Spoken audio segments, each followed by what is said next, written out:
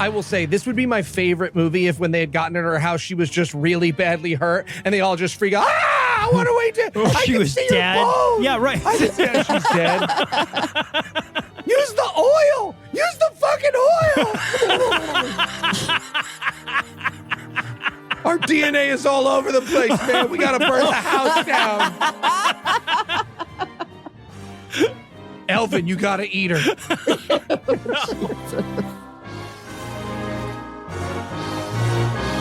God-Awful Movies.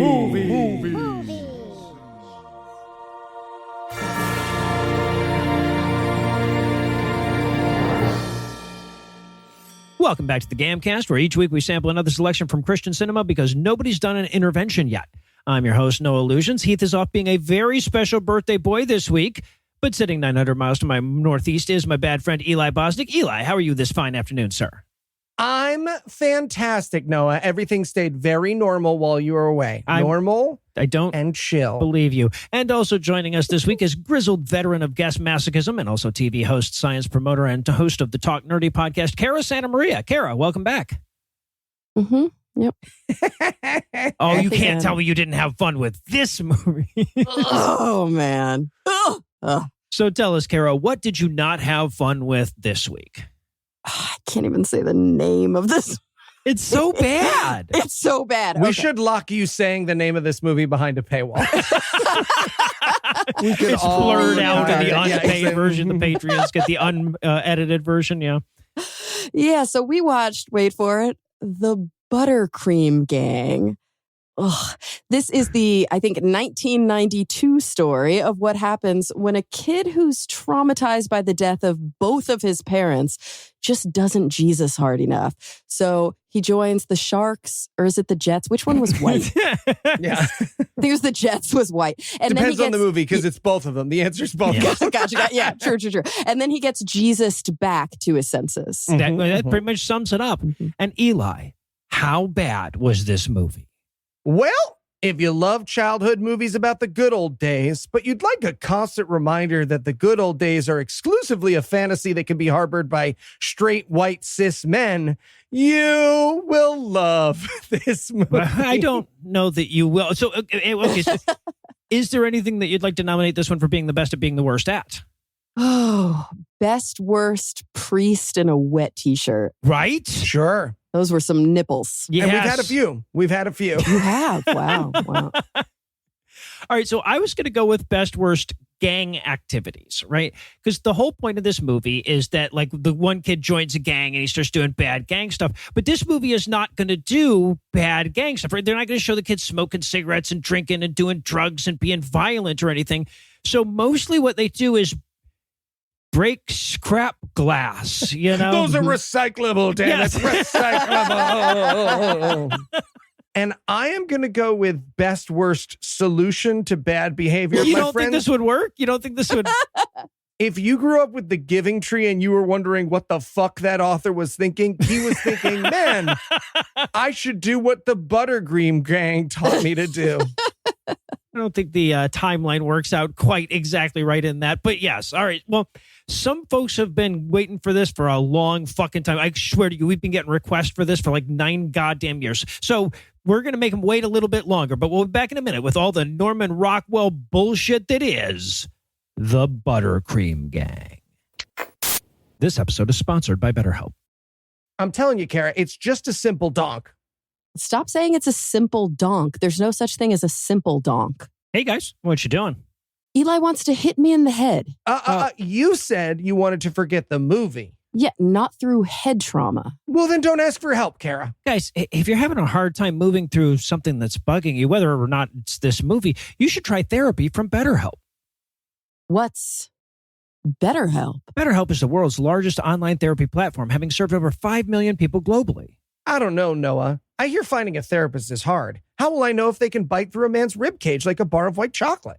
Eli, I swear if you put that website up again. BetterHelp does the initial matching work for you so you can focus on your therapy goals. A short questionnaire helps identify your needs and preferences, and their 10-plus years of experience and industry-leading match fulfillment rate means that typically they get it right on the first try. If you aren't happy with your match, switch to a different therapist at any time from their tailored recs. So no awkward therapist breakups? No awkward therapist breakups. As the largest online therapy provider in the world, BetterHelp can provide access to mental health professionals with a diverse variety of expertise. Find the one with BetterHelp. Our listeners get 10% off their first month at betterhelp.com/awful. That's BetterHelp, HELP.com/awful. All right, Noah, thanks. Now at least Eli will stop trying to hit me. Well, to be fair, he's describing a donk. A gentleman's donk. I hate you guys. You say that a lot. Yeah. All right, everyone. I call together this meeting of the aunts who live in a red state and are terribly worried their nieces are moving to the big city. Now, before we begin, has everyone forwarded several chain emails and AI-generated images to everyone they know and posted them in the family text thread? Of course. Never Of course. forget.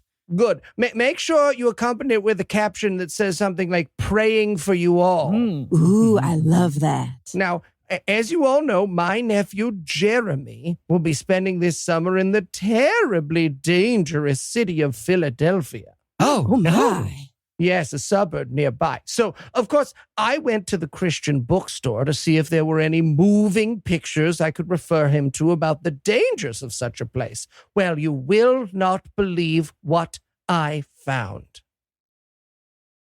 Pausing like this after a sentence is normal and good. I found no movies about the dangers of being in the city for more than 24 hours. Oh, what a pity. I know. So I figure it's about time we make one. It can have action, adventure, and the love only two young people can share. Oh, yes, I remember my best girlfriend growing up. We were never separated from each other, just bathing in the swimming hole and staring into each other's eyes for long after... Oh, crap, I just turned gay again. Here, have a cookie. Yeah, no, that will help. That'll help. Happens to the best of us. And we're back for the breakdown, and we're going to start off on a logo that is apparently an untapped gusher of GAM material, feature films for families. Yeah. So I want to begin, before we get into the juiciness that is this terrible movie, I want to begin with an apology. People have been recommending this movie to us for years, but because of our work schedule, when someone made a recommendation in the old days, I would just go and watch the movie and say, oh, it's right for a show, not right for a show. Nowadays, I kind of click around, or I'll have someone who reads our email, write them back and say, hey, is it really Christian? Because people mean well, right? They're like, oh, it's so stupid. But then they say, is it really Christian? They're like, no, my uncle's in it and I hate him. And I'm like, cool. So I clicked around this movie every time it got recommended to us, and it looks, when you just click around it, like a kid's movie. But it is just a regular, right. It is so fantastic. Oh, yeah. Yeah, it turns out that these folks have created a literal gold mine for us to explore. Oh, yeah, there is a sequel. Yes, there is. Sure as fuck is, and there's a bunch of other movies. And yeah, well, and the thing is that the movie is that's by design, right? This movie is designed to be on TV as you're flipping through channels, and then you land on it and you're like, fucking classic 90s Sandlot looking ass movie. And then it just, oh, there's some Jesus. Oh, there's a little Jesus right over there. Yep. It's designed to sneak it in the way that Christian pop music does. Yeah, and we should also point out that this company is a Mormon company, and they will be sneaking in a lot of Mormonism. Yeah. Oh, it all makes sense now. Yeah, the complete lack of melanin in the film, you mean? Yeah. The Pilgrim Festival. Yes, Yeah. The Pioneers Day Fest. You know how all communities have a Pilgrim Festival? Oh, my God. It was called the Settlers The Festival. Settlers Picnic. Oh, my God. On Pioneer it's so Day. Yeah. Racist. Oh, I can't. So we start off with this logo, and the logo it dreamed of being so much more, right? Because it's all these houses lighting up and everything, and it's supposed to be a whole town, but they can only afford 14 little houses or whatever. It's so sad. $8 a light, you say? Oh, Gosh, I guess it could be a small town then. So is it meant to be set in the 90s? So, okay. Yes and no, right? Because the first thing that happens, we see a bunch of kids in a treehouse. Their buddy's moving, so they're surprising. He's moving to Chicago because there was a period of 20 years in film where everyone who moved was moving to or from Chicago. No idea why.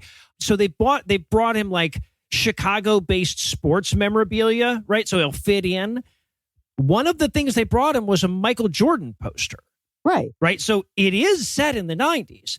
but it's written by somebody from the fucking 50s who doesn't seem to realize that anything changed between the 50s and the 90s. So it's set both in the 90s and the 50s. Yeah. It's whiplashingly weird. There's the small town grocer with like bushels of apples. He's got a fucking Cracker Barrel outside. Yeah. Yeah.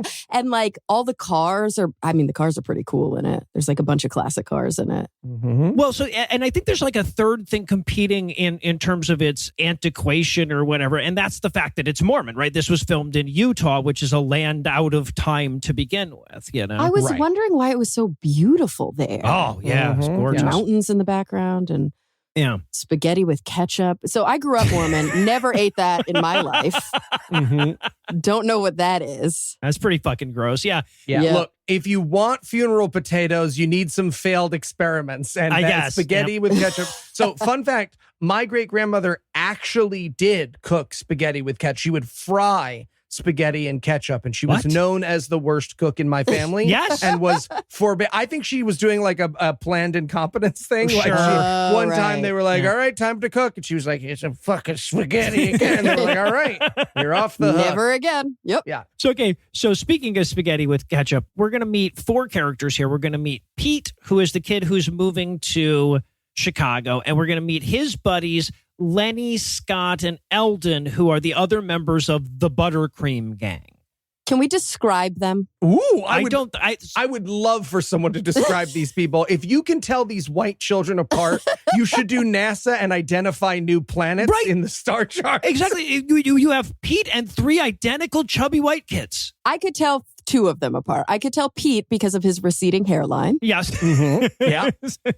Well, and his Brooklyn accent kind of gave him away. Yeah.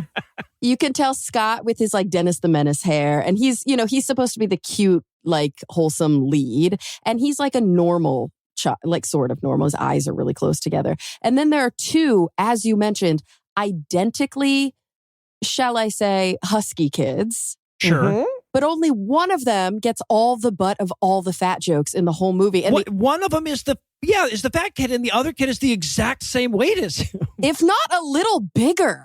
Yes. And you're like, what? I have to imagine they like cast these kids 2 summers before the movie shot, and then everyone showed up and they were like, fuck. Eldon got svelte. Because one is supposed to be the fat one. He's not fat enough for us to read that because he's surrounded by kids around his same size. And then the other one is supposed to be the funny one, which will be expressed by him saying a catchphrase from a commercial twice in the course of the movie.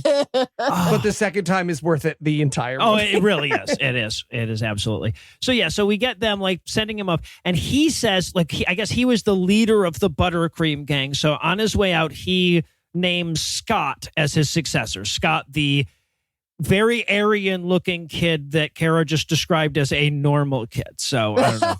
Get her, Twitter. Don't know what message she was trying to send there. Fucking get out on Blue Sky and take Cara Santa Maria down a peg, finally. She said Scott had good genes. What the hell is she even that's what talking she said. about? No, I remember.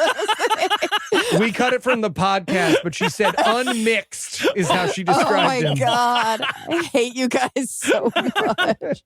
Shit, because I did later write White and Delightsome. Yeah, somewhere. well, okay. So to be fair, this is the whitest and most delightsome movie ever fucking made. So yes. Yeah. So okay. So then we get our title, and then we get Pete getting loaded onto a bus to Chicago, to the big city. Yeah. I felt like the logo, it was too creamy. Right? Yeah. I didn't like it. A little uncomfortable. The Mormons have not heard of cum is the only description. The only way this movie's title makes sense. Because look, here's the truth, right? We've all been around grown-ups and children, and some of those grown-ups are weirdos who don't talk about cum. And so someone says something and you can't say phrasing, or that's what she said. And so they just get away with being like, let's call the movie The Buttercream Gang. That's what happened. No one admitted they knew what cum was. Right. No, you see these church signs all the time where you're like, come on, guys, you gotta know. You've gotta know. Yeah. Yeah. So we get our creamy logo, and then everybody like gives him a hug and rubs his neck a lot and A lot of touching. touches his face. Yeah. It's a real call me by your name vibe in this movie. Oh, yeah. Yep. So, okay. So then we cut to so he's gone. We cut to like middle school letting out, and the other 3 kids, Scott, Lenny, and Eldon, all jump on their bikes and they're heading home together. Right. honestly, it took me a minute to realize this was the same group of kids because all of these kids were so fucking identical. Mm-hmm. Yep. But so they're riding home, and suddenly a group of fucking jump rope elves, right? Aw. This little gang of little girls will mob them and be like, you have to jump rope with us, stat. So they jump rope with them. Hey, young people, this is what we had to resort to before iPads and Roblox, okay? Be grateful. Okay. Be grateful you're being groomed online by those predators. Oh, Jesus You've never had to Christ. stop kids and make them jump rope with you. This felt pretty predatory too, because these are like high school aged boys jumping rope with probably 7-year-old girls. Yeah, it felt a little fucking weird. Yeah, I think they're supposed to be like last year of middle school. So that's, I think, 8th grade. Yeah, but these still too old. Yep. Sure Yeah. was. I will say, though, this is the kind of shit that happens when Lucinda walks through the neighborhood. Kids just appear to make her jump rope with them. It's crazy. So, I get it. She has Elden powers. So, okay. So then we're going to get this sort of, I guess it's going to descend into this letter writing montage between Scott and Pete as they're trying to keep in touch while Pete's in the big city. Yeah. Do you notice that all rich white boys in the 90s had plaid wallpaper? In the movies Yep, they no, did. They mhm, sure the yeah. fuck did. What is that? Preparation for their Ivy League colleges. Yeah. Oh, right. And they all, for some reason, all the people in this entire film live on like plantation housing. Like Yes, it's really, yes, Yeah. uh-huh. Mhm. Ugh, yikes. Apparently a lot of room in Utah. Yeah. Mm-hmm. So, but he's writing about, baseball and bullshit. And Pete in Chi-Town is writing about his new group of friends. Now, we introduced, this is amazing. We see him getting back to the apartment and he's gone to live with his aunt, right? So his aunt turns to him as he's getting home and she's like, you got all A's on your report card. If your parents were alive, I think they'd be so proud of you. Yep. That's how people talk. Thanks so much, Aunt. I wish you'd stop saying that every time I did or said Yeah, it's anything like, good. I know you're just doing exposition, but imagine what it's like for the kid. I mean, grammatically speaking, it's just cumbersome, It's just every single time. You could just say your parents would be so proud of you. The fact that you have to say if they were alive, we all both understand that they're not alive. Wait, also, aren't they like religious? So don't they believe that their parents are still proud of Oh, them? interesting. Yeah. Ooh, Right? That's yeah. weird. Yeah. Now, that would have been peeking the hand too much on the Mormonism thing if they had been like, your parents are on your family's planet, depending on how Mormon they are right now, looking up/sideways at you. Yeah. So, but this eventually descends into this like back and forth letter montage where we see that Pete is starting to hang out with the wrong kind of kids. Now, we know they're the wrong kind of kids because one of them has a bandana and another is wearing a fedora. Okay. Watch this space because I decipher the bandana code later do you? in this episode. All right. Oh, I do. I do. Kara, are you about to walk our audience through hanky code? Because I gotta be honest, of the people that appeared on GodAwfulMovies that I thought would walk our audience through hanky code, you are in second to last place. I'm full of surprises, Eli. All right. All right. But Pete apparently has joined a gang called the Blades, which is a hell of a remove from the Buttercream Gang, I guess. Do you think at any point in joining their gang, he told them the old gang's name and they were like, you mean like cum, man? And he was like, what? Oh, we haven't heard of that. We're Mormon. So yeah, but also we learn over the course of this montage that Pete broke the pen pal chain. He's more interested in the Blades than keeping up with his friends back home. Yep.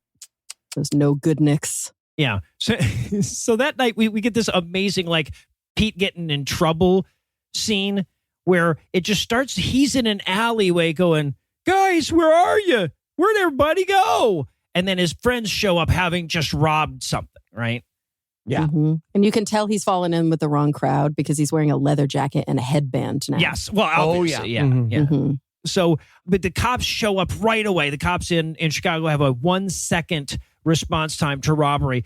So the cops show up, they run down the alley, they lower the fire escape, and now the cop car can't get through. But there's another cop car on the other side. They have a 1 second pincher movement response time there in Chicago. So, so Pete gets arrested, even though he wasn't involved in the actual robbery, just from hanging out with the wrong kids, Mormons. See how that happens? Yep. All right. So meanwhile, Scott is just desperately sending letters from back home in a way that gets more and more stalkery as the movie goes on. Oh, yeah. This is a kid who does not give up. Yeah. So then we get Pete, who's fully gangstered. Now, we know he's fully gangstered because he's got his khakis hitched up to his sternum and he's wearing a red bandana. Yeah. Have you noticed, too, that, like, honestly, as I was watching it, I was like, I know this is shot in the 90s. I know that this is over the top, ridiculous, what, like, Mormons think a gang member looks like. Right, but he was fully giving Jeremy Allen White vibes from The Bear. Oh, absolutely. interesting. Right? It was like the 100%, same yeah. wardrobe. Jeremy Allen White stole Pete from the Buttercream Gang's performance pretty much whole hog. All right. They even have the same shouty "I have trauma" speech later in the movie. Oh, interesting. Yeah. Yeah. If this was a video format, I would play those two monologues synchronously. Yes. Yes. But yeah, but he gets back to his apartment. His gang's there with him. His aunt, though, wants to have pretty serious talk. So the gang has to leave while he chats with her. Turns out he's been expelled from school for breaking into another kid's locker. Would that get you expelled? I don't think so. I don't think so either. Yeah, it seems I broke into a weird. lot Yeah. of kids' lockers. I never got expelled Choice for that shit. to Yeah. break into. Yeah. So the rich kids would leave money in them. So, hey, tip for my high school kid listeners. So, yeah, but she tells him he's hanging out with the wrong friends and she's going to send him back home so he can't, have this bad influence anymore. Yeah. I was so confused there. I was like, so he's going to move back home to Elkridge with his dead parents? Yeah. Like, what is this punishment? I'm going to need you to get in that car under the river with your mom and dad. Sorry, Oh, Pete. no. Jesus. So, yeah, we'll eventually learn that that's where his grandfather lives and his grandfather had been raising him up until he moved out here. But, yeah, we don't know that at the time. But back home, Lenny and Scott and Eldon are playing baseball quite bucolically, or I guess they're practicing, right? This is where we meet the baseball coach priest. Woof. That's two rapey professions in one. Yeah, You do it really not want to is. have one Yeah, of those no in your town. kidding, Yep. That's tough. That's the first definite sign that we're in a Christian movie, though. So I can see why Eli didn't pop out at Eli as he was, popping through the movie here and there. This is the first Christian bit. Exactly. Yeah. You gotta watch close. You gotta pay attention. Have you noticed? Okay, this is just like a weird thing that always bothers me in movies with too much, I don't know, young testosterone. But when they're all sweaty from playing baseball, they have that weird collar of sweat thing. It's like a U-shaped sweat. Oh yeah, Like on the- absolutely. Is that a thing that happens in real life? I feel like I've never seen that in real life. I've never had one of those, but I'm not a... I will abstain as an inside kid. I can assure you that, like, no matter how many times I read the Harry Potter books, I never got one of those from inside the air conditioning of my parents' home. I'm less sweaty than most people, but I've certainly never had one of those. And even yeah. when it's really hot outside and you get really sweaty, it's like your back. Yeah, or yeah, something, no, I right? get- Like, it's they not sweat like all weird- over the fucking, but not there. Yeah, Yeah, not collar Look, sweat. I know it's there, Heath's. yeah.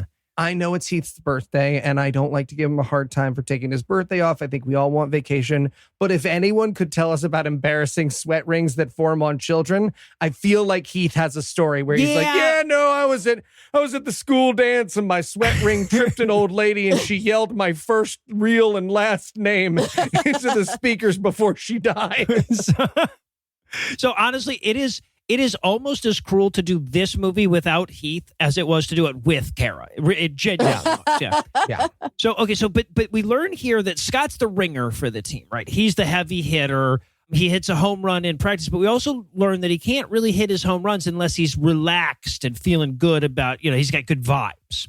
Yeah, and Ugh. the only person who could relax him was Pete. Yep. Yeah, and what did they say? Pete can loosen everybody up. Yes, right. And what we forgot to mention at the beginning is this movie has a lot of touching. Yes. So much Like touching. face touching, neck touching, shoulder rubbing, caressing.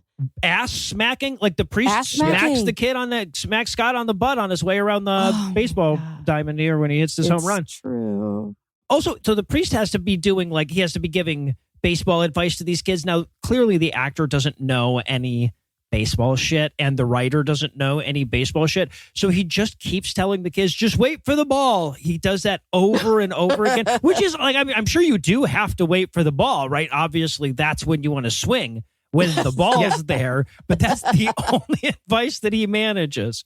If I walked out of my podcast studio and found myself at gunpoint having to coach baseball, I would say the things this Yes. coach has said. Right. Like, Yep. keep it loose. And remember, it's all in the heart, bright eyes, can't lose. But we learned that Eldon is such a fuck up here. You can tell because he's overweight. Again, not in a noticeable way.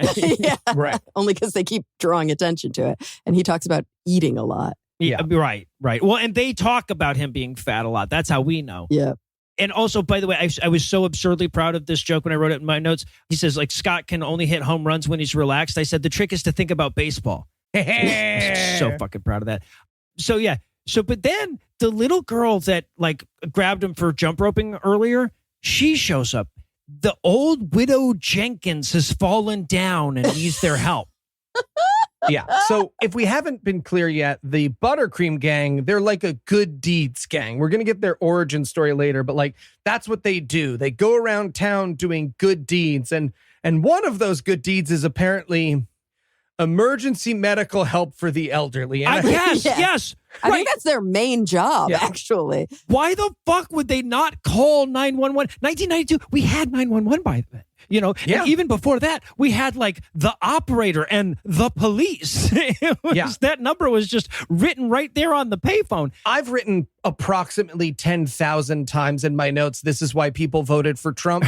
And this is one of the reasons. Trump thinks he'll just cut all the Medicaid, but that the old people will be helped by the Buttercream gangs of their local towns. You're so right. And municipalities. You are right, yeah. No lie. When I have had some in-depth conversations with my very Mormon father about like social safety net programs and about kind of our idealized version of American governance, we almost always net out at the similar endpoint, but it's the getting there that we wildly differ on, and where he'll basically describe a liberal wet dream about government support of poor and disabled people, right? And disenfranchised people.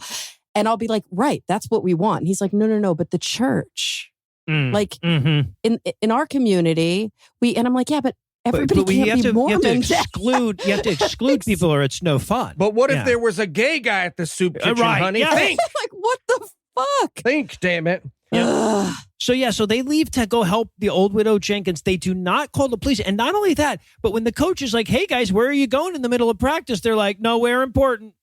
This bugged me the most when they were like, guys, you can't leave. It's the middle of practice. And they were like, no, we got to go. They don't tell him we're going out to help an old woman who fell down. I'm pretty sure he'd be like, okay, go ahead. I'm pretty sure he'd call the police. Right. He would be like, no, honestly, I will say this would be my favorite movie if when they had gotten in her house, she was just really badly hurt and they all just freak out. Ah, what do we do? She was dead.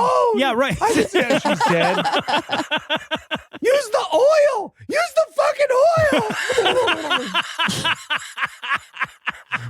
Our DNA is all over the place, man. We got to burn the house down. Elvin, you got to eat her. Jesus. So they bike out to help Mrs. Jenkins, who, by the way, apparently lives like 35 miles from baseball practice, right? It's a really long biking montage, like really long. Really long. And you have to assume that little jump rope girl had to bike this whole way the first time, right? She probably had to pass the hospital and the police department to get here. I think the little jump rope girl is Scott's little sister. Yes. Because she's always creepily just hanging out in the background of lots of scenes. Did you guys notice that? Yeah. She's just creeping. Well, that's as relevant as women were allowed to be until True. 2000. Right. It's a Mormon Yeah. movie. Yeah. Until the towers fell, women weren't allowed to instigate any incidents. I have to say, Eli texts me like a few days before this movie, and he's like, this is like the most sexist piece of shit. Like, you have to take a baby aspirin by law. Like, otherwise I will be liable, right? And so I was like really gearing up. But to me, this feels normal sexist. Isn't that sad? This doesn't feel so exceptionally sad. sexist at all. Right. Like by 1992 standards, it was downright progressive. The woman's allowed to talk. Oh, it's downright woke. Yeah. I kept thinking about, do you ever hear that Bell Hooks quote that is like, a man who experienced a woman's life would find themselves in hell, embarrassment, physical pain, and the boredom of desperation. There you go. All are the women's experience when you are a man viewing it through that lens or whatever. I don't know the exact quote. I just kept thinking it through the movie because I kept being like, oh, the good old days, while a woman's like, get out of here. Yeah, it's No bad. girls allowed on the road. Yeah, It's bad. Like there are like, let's see, 1, 2, 3 women in this. No, 4. There's the widow Jenkins. Sure. There's Scott's mom. Oh, 5. Sure. There's Pete's aunt. Yep. There's Scott's little sister. And then there's the love interest, which we'll get to because that is really sexist, but also a total trope that's in every movie of this era and today. Yeah. And none of them talk to, I mean, it doesn't pass the Bechdel test because all of them only talk to men. Actually, Scott's mom never speaks. No, she doesn't. She just nods along to whatever his father Bechdel test. has. The women in this movie wouldn't pass the Turing test. Yes, exactly. I do think the only time that a woman talks to another woman in this movie, they're talking about the boys. Yep. Oh, yes. Sure. Yeah. The women do gather at one point to have a meeting about the men and what they should there do. are 2 times. Yeah. One time when 2 girls talk about Scott, and like one time when like 7 girls talk about Pete. Yes. Yep. Good times. So, okay. So eventually, though, they make it to the widow Jenkins, and it turns out they can see her from the window. She's fallen down, but the doors are locked. Not sure why. But so what they're going to have to do, guys, this is a great idea, is throw a rope over the balcony and haul Scott upstairs so that he can climb through the window. Yeah. And then unlock the door for them. He like swings like Tarzan style. Yeah. He doesn't even climb the fucking rope. He makes them yank him up there. They tie him away. And hey, young people, if you're ever disappointed in our generation, if you're ever wondering why Gen X and millennials failed to change the world, it's because this was our childhood. All right. Our parents were just getting divorced and remarrying while we swung each other from ropes to rescue the abandoned elderly. That actually is fairly We had a lot accurate. going on. I do miss the era of our lives where like nobody knew where you were ever. Yep. And nobody cared. Yeah, that was pretty nice. Wandered out of your house. Yep. And you came And they back walked away from school like small children when the school bell rang, just left. Yep.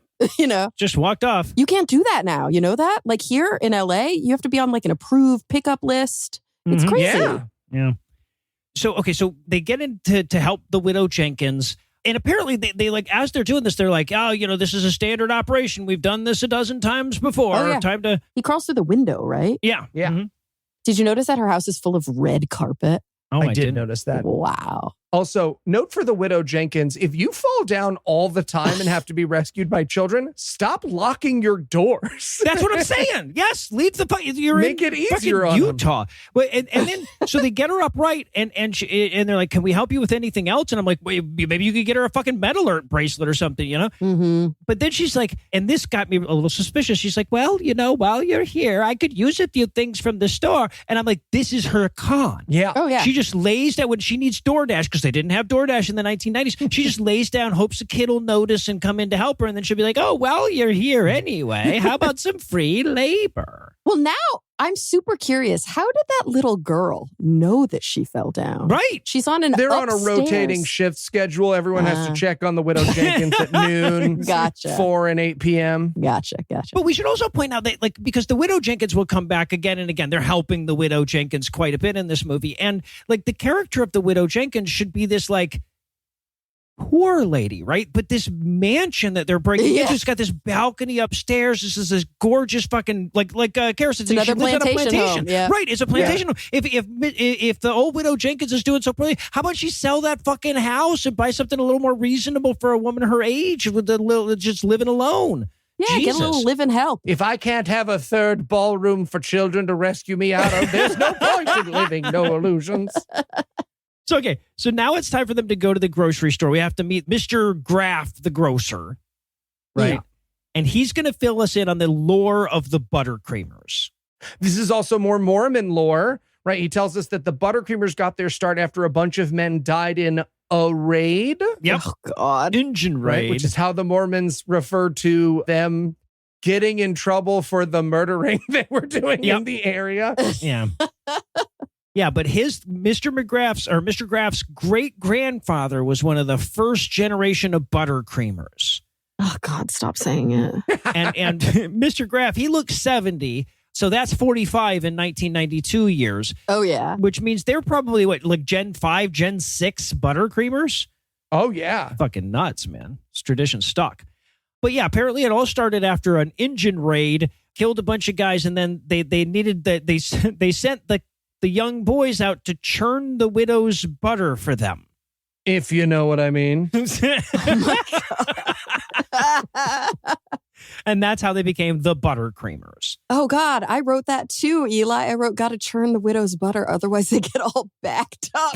Yeah. Okay, I watched this really late It at is night. going to be hanky code, isn't it? One of us. One of us. So, and look, as wholesome as this whole idea is, right? So, like, for the last 6 generations, kids in this town have gone around and they've helped the elderly and blah, blah, blah. It's also one of the ways that racial privilege presents itself, right? Because this is something that only happens if you could only happen if you're upper middle class, if you're white, if you're in these little tiny towns or whatever, something like that, right? So, this is another example of the again and Make America Great Again that was a fiction. It was always an illusion of privilege. Oh, 100%. There's a point where Pete is talking about, like, we'll get there, but Pete's talking about Scott's bike and how much he wants it and how come he doesn't lock it up.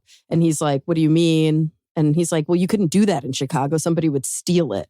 And in their eyes, that's because in Chicago, there's not enough Jesus. Yes. Yeah. Not because in Chicago, there are all these systemic problems, Yeah. Right. right? That cause people to have desperation. No, there's just a lack of morals. It's just one of those inherent. Well, and it's like Noah pointed out earlier in the movie, right? Which is that, like, the Buttercreamers don't help anyone in need. Right. They do little chores for fellow upper middle class white people. Right. Yeah. There's one person in financial desperation in this movie, and everyone treats him like shit, including the children. Right. They do nothing. Yeah. Nobody ever does anything. We never see him doing favors for Pete's grandpa.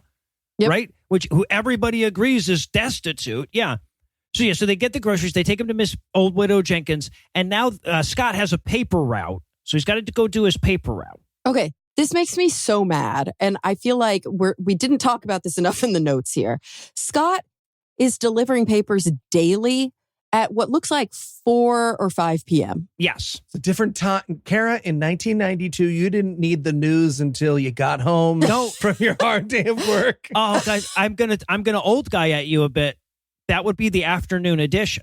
Oh, God. Oh. Yeah, like so into the 90s, a lot of newspapers still had afternoon. It really wasn't until the days of the internet, until the internet became ubiquitous, that newspapers pretty much universally stopped having evening editions. But yeah, when I was a kid, I delivered evening edition papers after school. Yeah.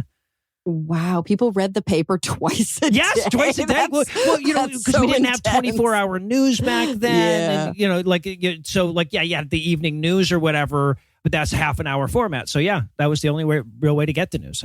Can I tell you guys what a spoiled piece of shit I was as a kid? Because this is a great opposition to Noah's story. So my parents got me a paper route when I was a kid because it would build character or whatever, but it was the morning one before school. I did it for 2 days, and then when I woke up on the 3rd day to do it, I cried and was like, I really don't want to wake up this early. Please don't make me. But you couldn't quit in the middle of the week. So my dad did it. my hardworking 9 to 5 middle school teacher dad drove around our 9 to 5. neighborhood. Listen to him. 9 to 5 middle school teacher. Every middle school teacher's like 9. What the fuck are you talking about? 9. He's like 6 to 6, Yes, maybe. yes. 3 to 3. Oh, Yeah. My dad went and fucking delivered the papers for me for the extra 3 days. Oh God. So And then quit on my behalf. But he's out there newspaper, and then they very sloppily introduced that the graduation dance, for the last day of middle school is coming up. What is that? This weird Mormon shit, I would imagine. Yeah, I guess so. Yeah, it's okay. So I will say this movie has a bunch of the like dating romance tropes that you see in later movies for high school kids. Yeah. For these middle school children. And it is bizarre. I guess I thought that they were in early high school only because Pete's hairline is really that of a much older man. Yeah, right. Yeah, no. No, that kid was bald by the time he was 19. Yeah. But as they're doing this, Scott throws one of his newspapers and he hits Margaret, the love interest, In the head. in the head. Yeah. Yeah. And he goes, "Oh, sorry, Margaret, I didn't see you there." And she goes, "What's new?" right? Because he never Yeah. notices Margaret. Yeah, she's just background wallpaper. Exactly. I want to point out Margaret, only actor in this movie that went on to have any kind of acting career. And, like literally the only one who has like a picture on IMDb. Oh, interesting. Yeah. And you know why he didn't see her, right? Because she had glasses. Because of her glasses. Right. Yeah, Yeah, right. that made her completely unfuckable. Yes, and if you can't absolutely. fuck her, she doesn't exist. Yeah, You don't don't notice her. The movie will later clarify when these children are ready to fuck, and it's when one of them isn't wearing glasses. Yes, absolutely. Absolutely.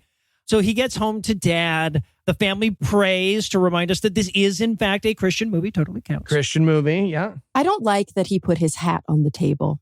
Okay. Yeah, that's kind of gross. Interesting. Weird. Grossed me out. Yep. Yeah. I'm with you. So, okay. So the next day, the gang is at school. They're lamenting the lack of Pete. And they're like, he's like, hey, I don't have a newspaper route today and we don't have practice. We should all go to Pete's house after school. And I'm like, why? You have no reason to think Pete will be. Well, like, we know Pete got sent home early, but you don't know that yet. We could worship at that shrine we have in his bedroom. Yeah, what the fuck? We could all could just go smell smell his his pillow. Oh, Noah. So yeah, so but then as they're talking about this, they run into Margaret, like bodily, like slam into her because again she's wearing glasses, you can't see her, she's not pretty enough. Yeah, she's not real. Yeah. But like I wrote in my notes, she's the love interest, but she's still in the hair pulled back and glasses phase of attractiveness, which is always creepy, but it's especially creepy when you apply that trope to a kid, you know, because she's like 10 or 11. It's just, yeah. Mm-hmm. But she's doing a report on how bad the gangs are in Chicago. Which, okay, if they lived in the suburbs in Illinois, that would make sense. Yeah, right. Why is she doing a report for her middle school, I don't know, Utah, we have to assume. ethics class? Yeah, in Utah. An extra credit report, no less. Oh, is it? Yeah, because she's such a goody two-shoes. Yeah. Mm-hmm. And she has all these pictures printed out of gangs in Chicago. I was so sure they were going to see Pete in one of those pictures or whatever. Oh, They yeah. didn't. They didn't. It wasn't that lazy. So, okay. So, but after school, they all go to Pete's house, right? And damn it if Pete's not there. And they're like, wow, we weren't going to jerk off on your mattress at all, man. No. Did you notice that the porch at Pete's house was covered in fake grass? Yeah. No, I noticed nothing because there were so many fucking bugs in front of the camera on that scene. That's all I remember could that see. shot. I've never seen that before, but the BF who was watching with me, he's a Michigander. That's what you call them, apparently. Ooh, Michigander. I am a Michigander, yeah. Oh, you are? Okay. And he was like, that's so Midwestern. And Heath's now Yeah. a Michigander, yeah. He said that's a very Midwestern thing Yep. of the era. Absolutely, yeah. No, I remember seeing it. You could like wipe your feet on it or whatever, yeah. So, but now when they get into Pete's house, they see immediately that he's dressed all gangster, by which I mean he's wearing a yellow button-down shirt with only the top button like a fucking Civil War officer or something. No, he's very LA.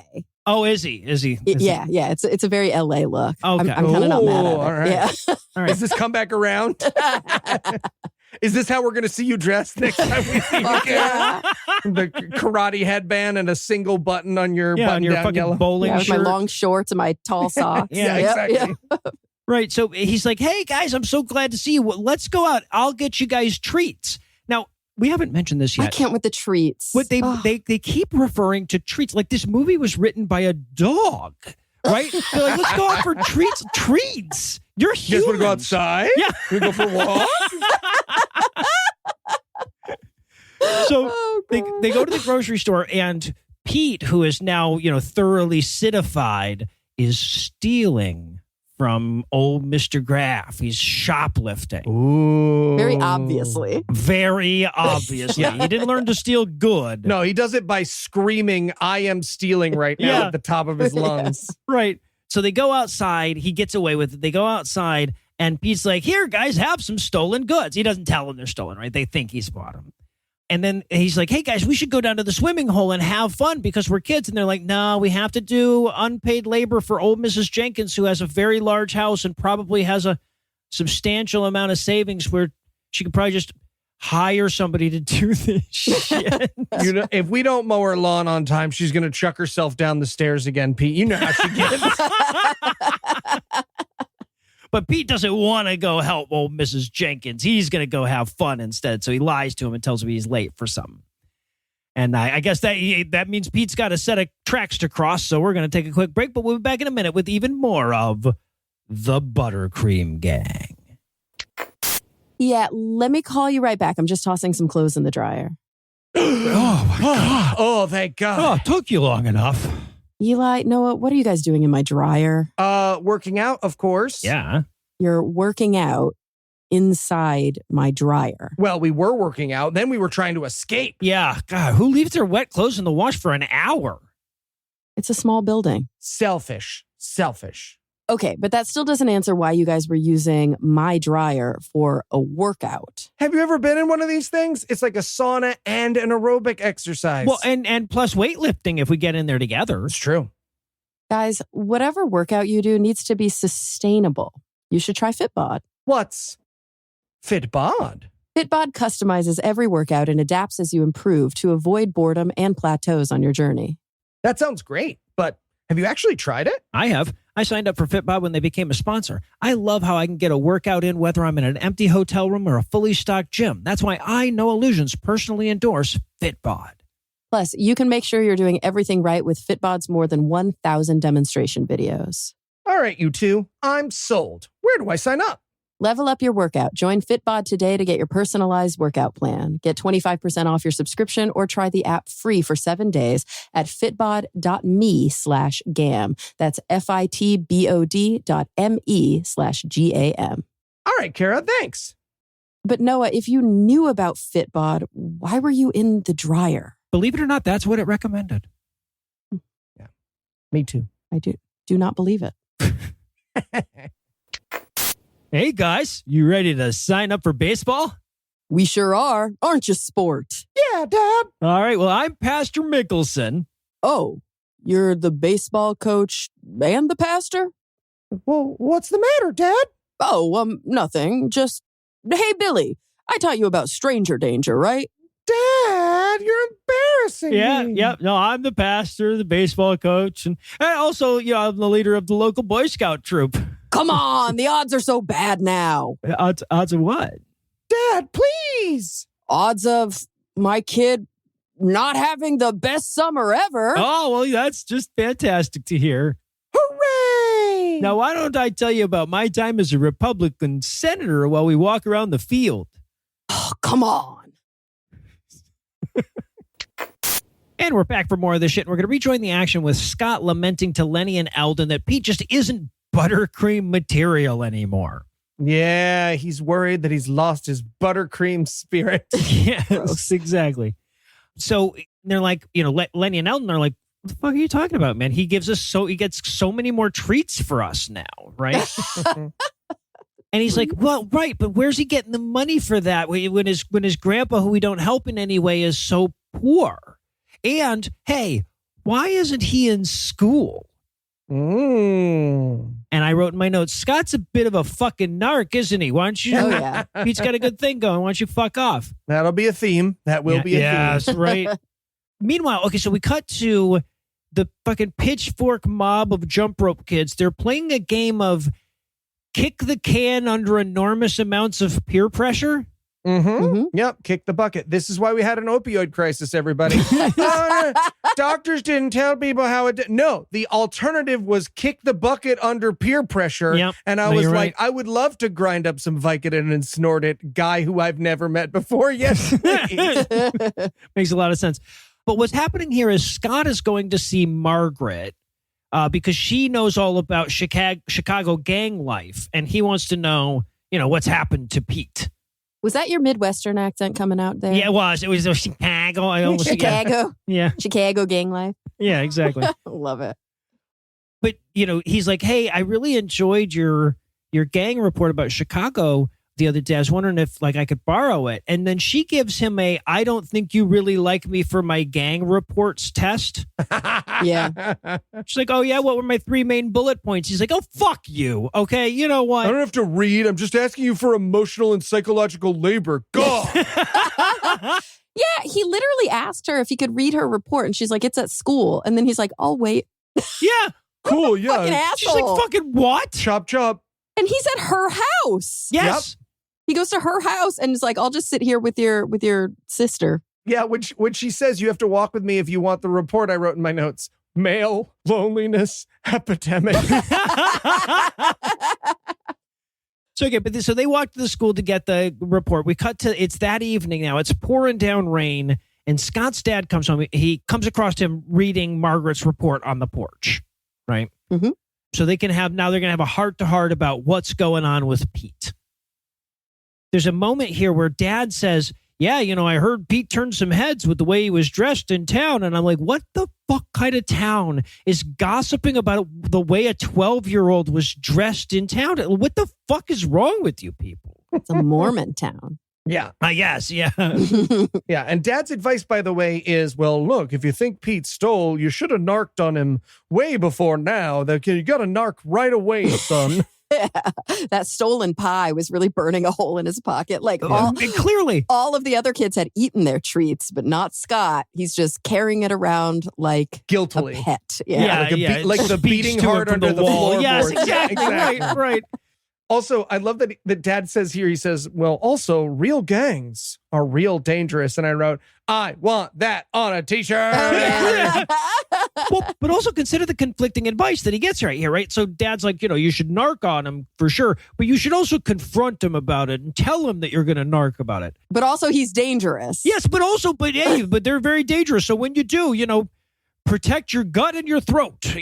What are you doing, Dad?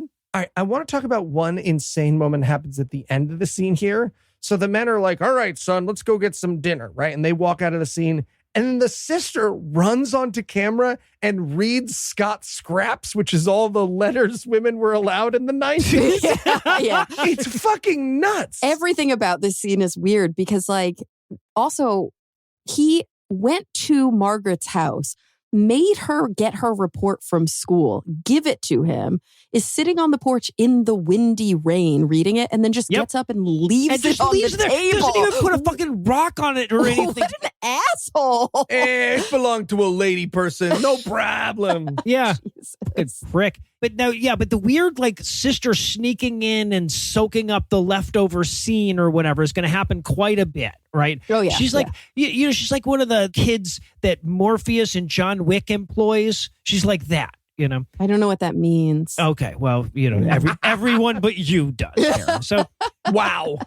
Cara, when you agreed to be on this podcast, we were very clear that you needed to be caught up on the Wick first for every episode. You don't have to be caught. You don't have to watch The Ballerina, but you have to be caught the mainline films. So then Scott goes to his room thinking about what Dad told him, and damn it if Pete hasn't been laying in his bed, in Scott's bed, in the dark with his fucking shoes on until Scott came in and turned the light on. Yeah, there's a lot of homoerotic vibes in this film, but I think here they're starting to be solidified for me. This is when I'm starting to realize what's going on, and I dig a little deeper. You will see.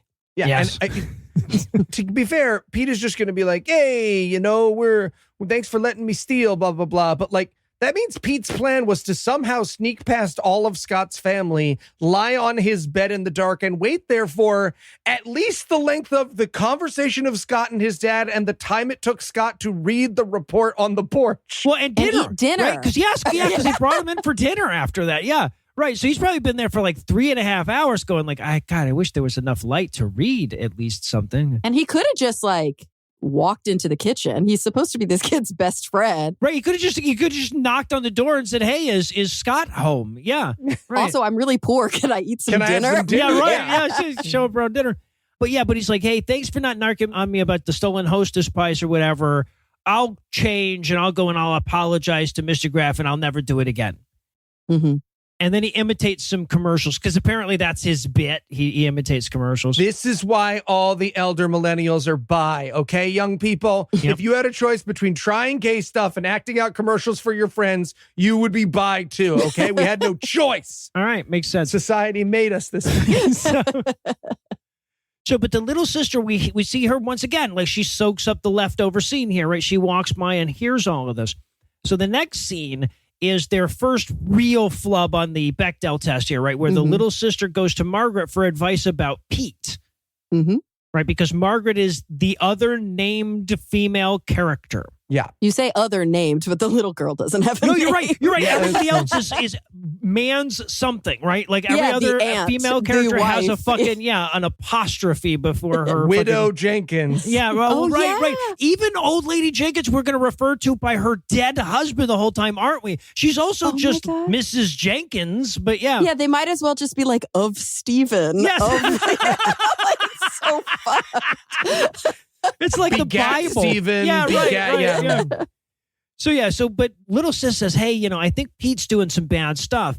And Margaret's like, we need to gather evidence, watch everything he does, mark it down, take photographs, make charts. Like, what the fuck is going on with Margaret? Which is so weird because it will never be relevant to the rest of the movie. Like, they'll never deliver a report to help anybody or Nope. tell on Pete or Right. do And, anything. and there'll never be a moment where somebody's like, oh, where's Pete? And Margaret's like, well, I actually have a whole gang of people watching him everywhere. I know, whatever.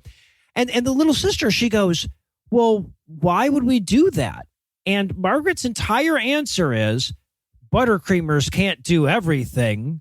Mm-hmm. Yeah, they're going to be the Buttercreamettes. Yeah, Yep. yeah. She gathers all the little girls together in the tree house and explains that they're going to now be the Buttercreamettes. I wanted so badly for baby Cara in 1992 to raise her hand and be like, I'd like to self-define. Shut up, Cara. Yeah, I wrote in my notes, like how Cara is a guest masochistess. Oh, yeah.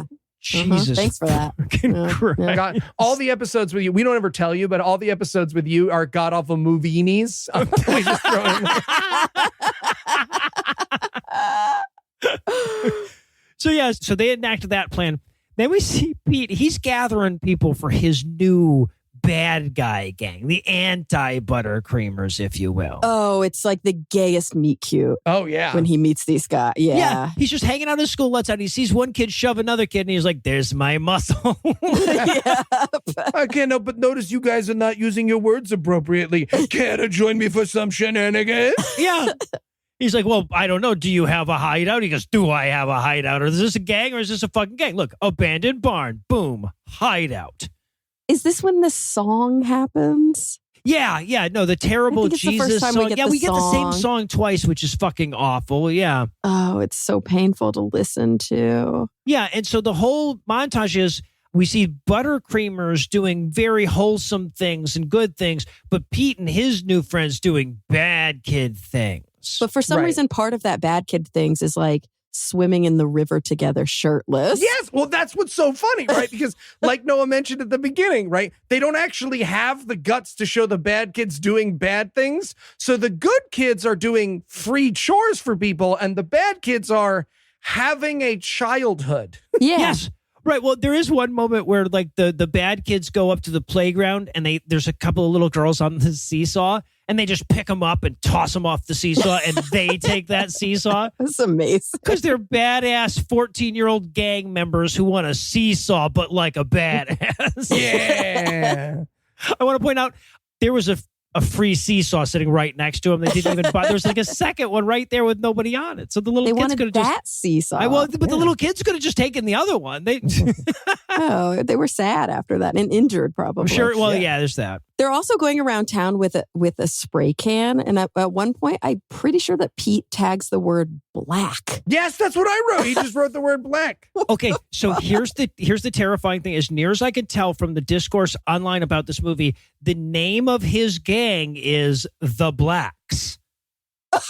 What? That in like the material that they released to go along with this, who starts a new gang, the Blacks, and then eventually somebody's like, "Hey Mormons, our reputation here isn't great anyway," so they moved Oh away my from that when they actually released the film. I should say I don't know that that's true, but I just that's what I read. It's probably just sounds true. It's probably true. He joined the Blades in Chicago, and let's see, what else are we afraid of? The black. Yep, no, good job, Margaret. You stopped selling, you hit gold. Yeah. So, but yeah. And by the way, graffitiing the school, that is the closest that they will ever get to something. Actually, they show him stealing a bunch of apples like fucking hobbits, right? Oh, yeah. At one point, I think he steals a sack of flour. Yeah. What are they going to do what? with that? Cut lines of it? They're going to snort the flour? Fuck it. But like we see him breaking bottles, of course. Yeah. There's a lot of that. But of course, in contrast, the Buttercreamers are cleaning up along the highway.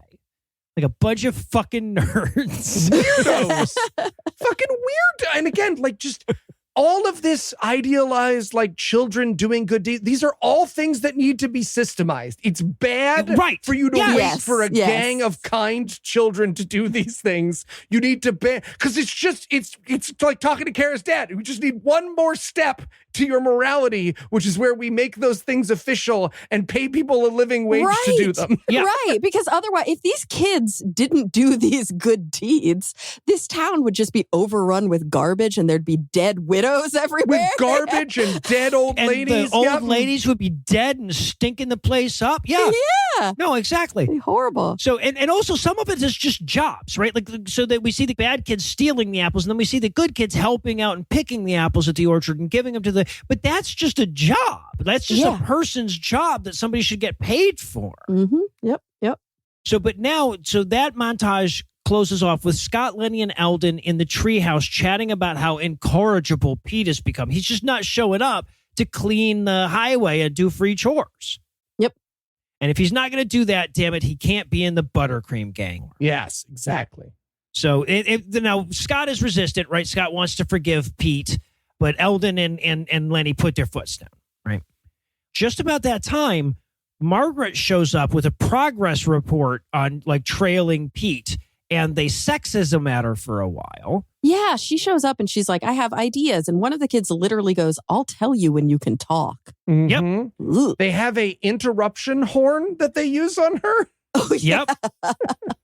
But yeah, right. And these are the good kids, right? Like this is just good, wholesome fun, yelling at the girl for her gender. Right. This is never behavior that they'll like learn a lesson about or correct. No. This is what the good kids do, is that they are sexist to the girl who is there the much smarter girl who is there to help them. Right. Yeah, this system only works when the women are subservient. You know? Yeah. So, but she's like, hey, so like you owe me a favor because of the report. I wanted to let you know Pete's become an asshole. And you need to stand up to him. Yep. And he's like, oh, is that the favor? And she's like, nope, that's just what you need to do. The favor is you have to take me to the dance. Yeah, that was bold. Right? Yeah. And he's like, ugh, yuck, girls are the worst. Yes. Even though she's the only girl in the whole town that's his age. Right. Yes, we've seen no others. Yeah. Flash cut to the widow Jenkins sitting on her floor wearing a corsage. All right, I'm fucking getting up then. Oh, no. But as Margaret walks away, we see that Pete has been in the shadows this whole time. So he knows that she knows. It's okay. So now we've got Scott. He's delivering newspapers in a snit, right? Because all that forced girl dating he's got to do now. Mm-hmm.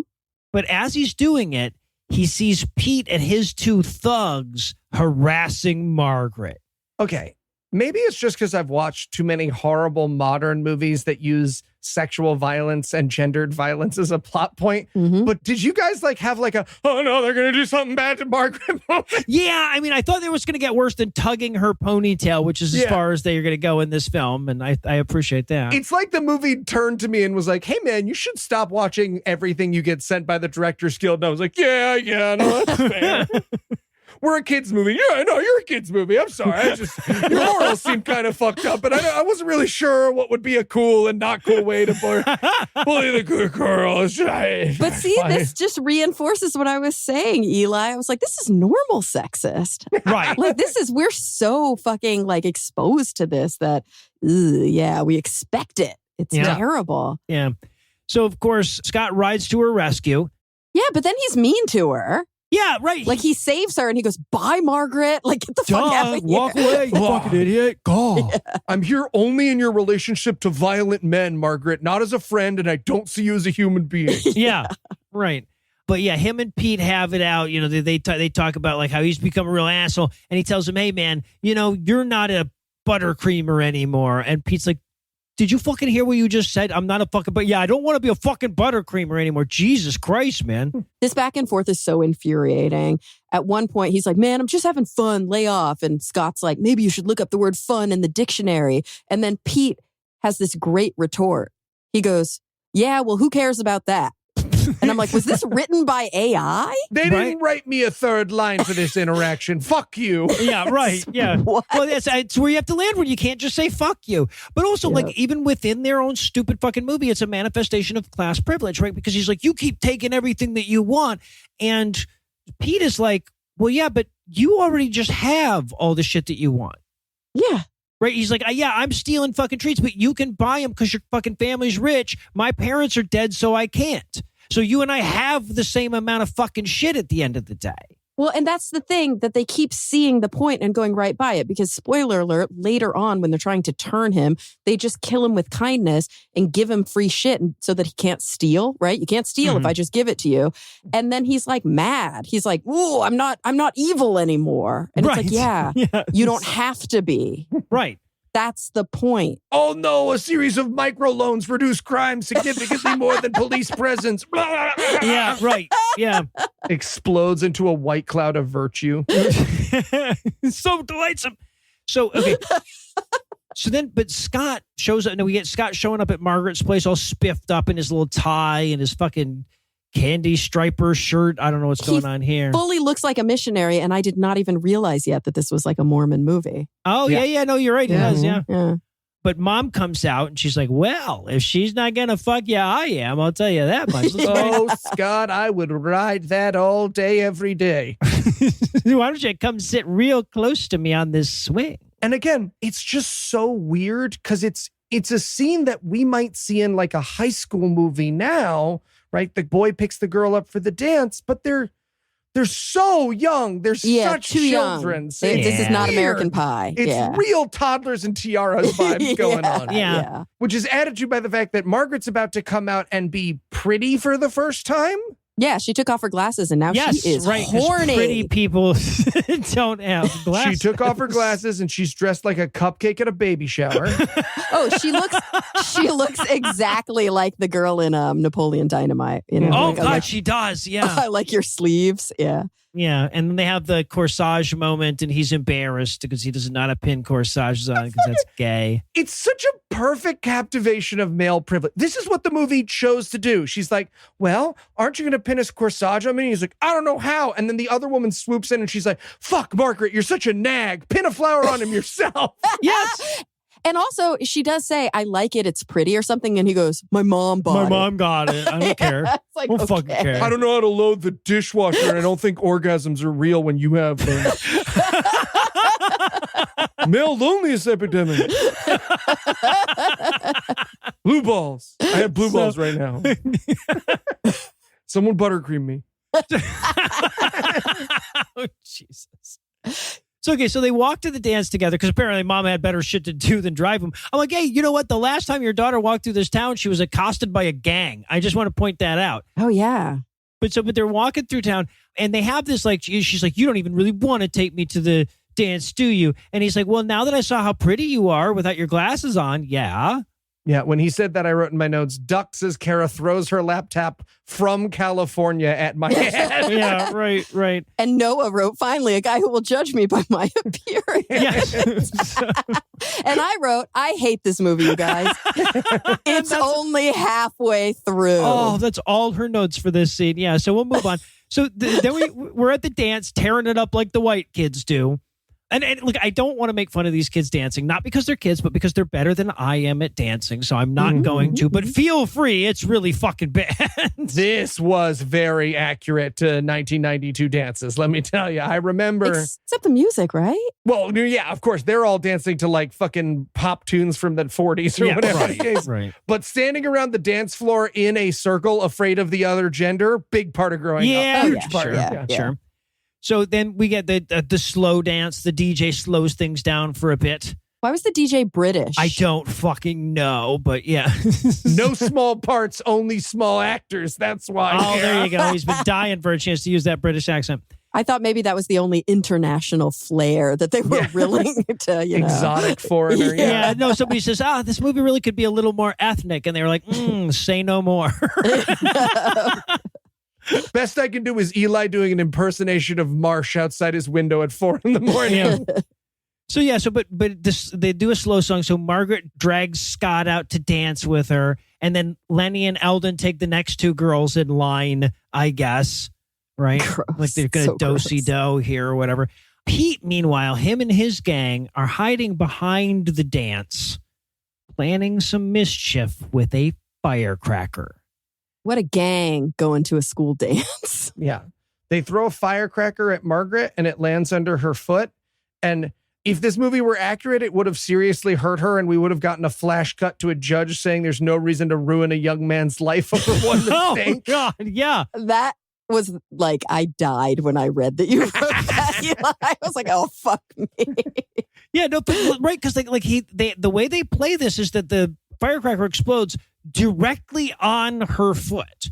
Yeah, we watch it go under her foot. Exactly. Yeah. Yeah, so I expected the rest of the movie for her to be on crutches or some shit, you know? Except that it wasn't a firecracker. It was a popper. shenanigan popper. Yeah, exactly. Yeah. So they run off tee-hee-hee-ing about how good they got him. Scott gives chase and challenges the blacks to a gang war. If I had a nickel for every time we've said that on our podcast. Oh, no. And they literally did it the way you would expect. Tomorrow, 3:00, Swanson's Field. Swanson's Field. Give me a fucking break. But before we get to our gang fight, get ready for some action, guys. But before we get there, we have to do a church scene real quick so that the listeners know they are on the right podcast here. Yeah. But the preacher is basically talking about how, it's better to be good than bad. So banal. John Patrick Shanley, this preacher Ames. Yeah, right. You know, good stuff, God's a fan. Bad stuff, you probably don't know this so one. much.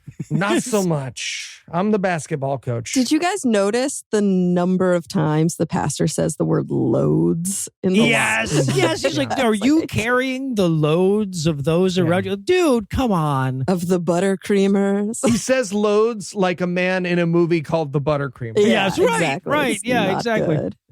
But of course, Scott, Lenny, and Eldon are squirming because it's like he knows that they're about to have a gang fight, right? Everything he's saying is so apropos because they are about to do bad when good would be better. Mm-hmm. So now we're at Swanson's Field. The bad kid gang is waiting. When Scott and the Buttercreamers show up. Actually, I'm sorry, he sent Lenny and Eldon in without him. Some fucking coward. With a white flag. Oh, yeah. To parlay. Yeah, exactly. And he wants to parlay just him and Pete at the old truck on the edge of the field. And so this is when I first noticed Pete's wardrobe. I mean, we're noticing it the whole time, but this is when he first overtly signals the hanky code. Oh, it was hanky code. Yeah. So no, are you it guys wasn't. ready for this? Yes, please. So a red bandana tied around the upper arm, but this time the left upper arm. Oh, God. So the red means that he is interested in fisting. Fisting, yep. Yeah. And I love that Eli has this memorized. And if it's the left arm, then he's a top. Yeah. Okay. So he, earlier they were like, he says something about fighting and how he learned in Chicago. And I was like, yes, this is what he learned in Chicago. You don't want to put this on the right arm by accident. To be fair, at one point in the movie, he will yell very loudly, "You didn't even ask what happened to me in Chicago." And Cara has just given us some of that lore. So yeah, Yes. Team Pete all the way. And by the way, this is the actual verbiage when you Google this. You know how now Google gives you an AI overview? It literally says, within the LGBTQ plus hanky code, a red bandana tied around the upper arm means the wearer is a top interested in fisting. The color red signifies fisting, and the left side indicates the top role. Okay. That's what it says. Yeah, so All there you right. go. It's very helpful. Yeah, you learn a lot in the big city. So, but so Scott is like, all right, well, if you're so tough, I challenge you to hang out with me and have a friendship montage. Yeah, he uses reverse psychology on Pete. I guess, yeah. He's like, you're tough. You've got guts. Well, if you really had the guts, you would help widows with their chores. And Pete's like, oh, shit. Oh, fuck, you got me. got Oh, because he said if and then. Oh. Yeah. So, but yeah. So then we get this montage where Scott takes him fishing and they go swimming and they wear red hats a lot. Look at every red hat now. You know what I mean? Yeah. Can I say, Look, I don't like to agree with a lot of the movies, but I feel like a lot of more fights in this world would be resolved if we just made those two people go on a friendship day at the fishing hole. You know what I'm saying? Well, it would be resolved one way or the other. Yeah.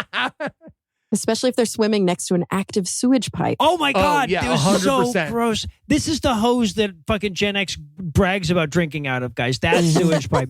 Yeah. So, and also there's this moment, this is so small, but I have to talk about it. They've got like a rope that's tied to the tree and they're going to do that whole swing out over the water on the rope and like let go. But the rope is too low and the tree kind of dangles down when it gets their weight on it. So they like immediately just plant into the water every time they try to swing out. Oh, yeah. These were the good old days, everybody. Just hanging out in sewage water with your friend who was doing minor crimes around town. Nobody wearing sunscreen. Just is the best time. Drinking out of the hose. Yep, it sure Drinking was. out of the hose and mistreating the women around you. Yeah. Yeah, and just, experimenting a little. It's not gay if we keep our pants on. Exactly. Right, exactly. Yeah, A just little bit of opioids. just a fucking montage full of ends with apostrophes after them. Tubing and rock skipping and Reading into your slingshotting. buddy's hanky code. Touching, massaging. Here's the other thought. If that's the AI overview when you search what does a red handkerchief mean, does that mean that some Mormon kid who was watching this movie was like, oh boy, I wonder what he learned in Chicago. What does red? Oh God, Mom! Yes. Yes. In my head canon, yeah. I was not ready for the Buttercream Gang, Mom. So, but post montage, they're both chilling at the tree house. This is where Scott tells them that the championship game for their baseball team is tomorrow. Weird that wouldn't come up until now. Mhm. But we learn from this scene that the montage really didn't do anything but fill up runtime, right? Because they're Yeah. still mad at each other at the end of it, and they're still enemies. Yeah, Scott's like, what was that whole day of touching about? And Pete literally says this line, you made me relax and forget all my worries. Yeah. That's all that was. Yeah.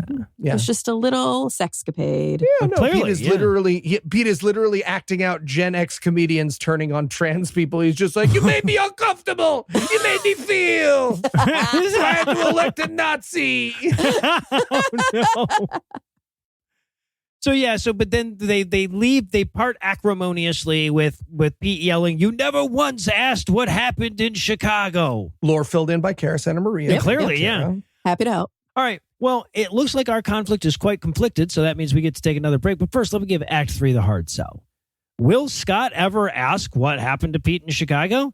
Will the movie ever tell us what happened to Pete in Chicago?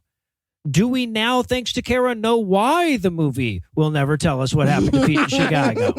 Find out the answers to these questions and more when we return for the buttercreamy conclusion of The Buttercream Gang. All right, fellas. Now that we've formed our good deed gang, all we need is a name. A cool one. For sure. Okay. What about the Creamy Loads Gang? So the what? The Creamy Loads Gang. You know, because we help out with the butter for the ladies in town. Oh. Right.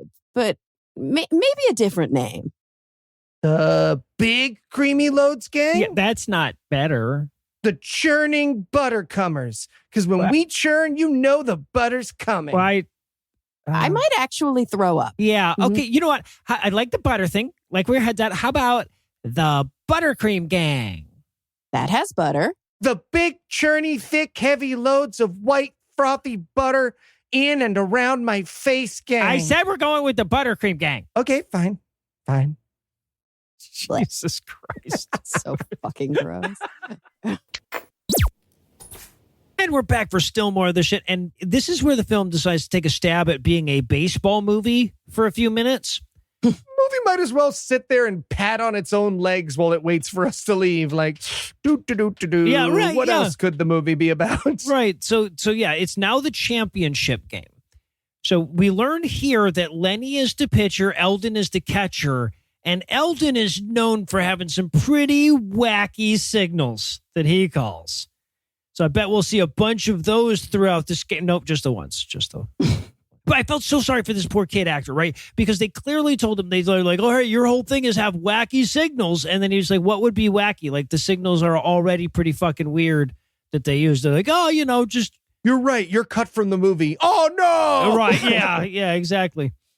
But so we get some fucking baseball. Scott, at first, he's not doing too well, but then everybody loosens him up by quoting commercials at him, and so he hits a home run. Yeah. Is how baseball works.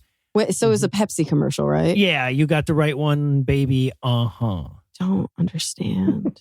They will say that so many fucking times during this movie because there was like a time I feel like where like a bunch of people who didn't have personalities and didn't understand humor in lieu of being funny would just yell slogans sometimes or quotes from movies. For our generation, it was Borat and Anchorman. Like it used to be so easy to be funny. You could just learn 4 or 5 quotes and wait for someone to say like a common everyday phrase or something that kind of sounded like a double entendre. And you just went, very nice, or that's my what wife. she said. And, yeah, and that's they'd be what she like, said, Bill's yeah. a little bit of a character. It's great. And now you have to fucking be postmodern, ironic, be up on your fucking Chinese Communist Manifesto. It's hard. It is. Hard. It is. It's much fucking harder now. Yeah. It's hard. I wish I were a minor. So yeah. So he means one who minds. I could mean anything. Yep. I can mean whatever I want it to mean. You can be whatever I want it to mean too. I do the fucking edit. So. You didn't say anything in response to that, Eli. Here's a fun fact. So yeah, but Scott's making play after play. They're up 5-0, but then Pete shows up and starts rooting for the other team. And that gets all up in Scott's head, and since he's the entire fucking team, now they're losing. Yeah. This whole thing confused me. So I'm so bad at sports. So the home team are the Red Sox. Yes. Mm-hmm. And the Braves are the team that Pete is rooting for to be a dick. Yes, the visitors. Yeah. So why do the kids from the home team have hats with a B on them? You are bad at sports. Wow. Yeah. Because it's Boston Red Sox. So in a lot of these No, but that's not how kids' teams work. Well, They're so- not the Boston Red Sox. They're No. the Elk Ridge Red Sox. Right. But so in a lot of these little league teams, they just use the logos of MLB teams. So you don't have to buy new logos. Yeah, exactly. You just buy the merch of the team. Yes, exactly. But you would think that they would. I'm sure that there are hats that also have a Red Sox thing on them. Like it's a just sock weird. on it, or Yeah, right. like- But yeah, no, you're right. It is a little silly when you're not Boston, but yeah. I know. And when the other team is the Braves and they're all wearing hats with You B's got the on B's them. on. Yeah. I agree, Cara. There need to be more trader mechanics in professional sports. Right. Stop. But yeah, so we should also point out that there's like an announcer doing this scene because this happens all the time in fucking movies where like the baseball game that's just like, you know, fucking this kid against this kid for the Municipal Parks and Recs Department Championship or whatever has a fucking professional announcer at it. Yeah, a professional announcer who has maintained stats. Yes, right. No, he's got statistics for the season and everything. Yeah. At one point, he's like, that means he's batting a 370. I was like, where are you keeping your fucking books on this Little League? I wanted it to cut to like an unhoused person just talking to himself with suit jacket, no pants. Yeah, that's our announcer. Okay. Yeah. He's just making shit up. Yeah, but so and the announcer is weirdly judgy too. He's like, "Wow, Scott, you really fell apart." And since he lost that one pop fly, they've really fallen apart. He's like leading the team in the loss, if you think about it. Yeah. So okay, so now it's the top of the ninth. The other team is now up 7-5. Eldon is up to bat. Now Eldon has made a stab here and there at comic relief. Mm-hmm. But now he's going to be clever, right? He's going to try to convince the catcher that he's frozen up and he won't swing at anything. And so the catcher tells the pitcher to throw one right down the center of the fucking plate, and he's not really frozen up, and he hits it. Why would you do that? Hey, this guy just told me he let me know his greatest weakness, so you should not do your job correctly. As a little break, as a little treat for you, I guess. Well, is what I'm recommending. If he's not going to swing and you throw it outside, right, he gets a ball, and that's bad for you. So you do not want to throw it in the strike zone here, but you don't have to make it easy on him, and you still have 3 of those balls you can give. So yeah, it's Oh my fucking God, you guys, stupid, I'm so bored. Stop talking about this. I know.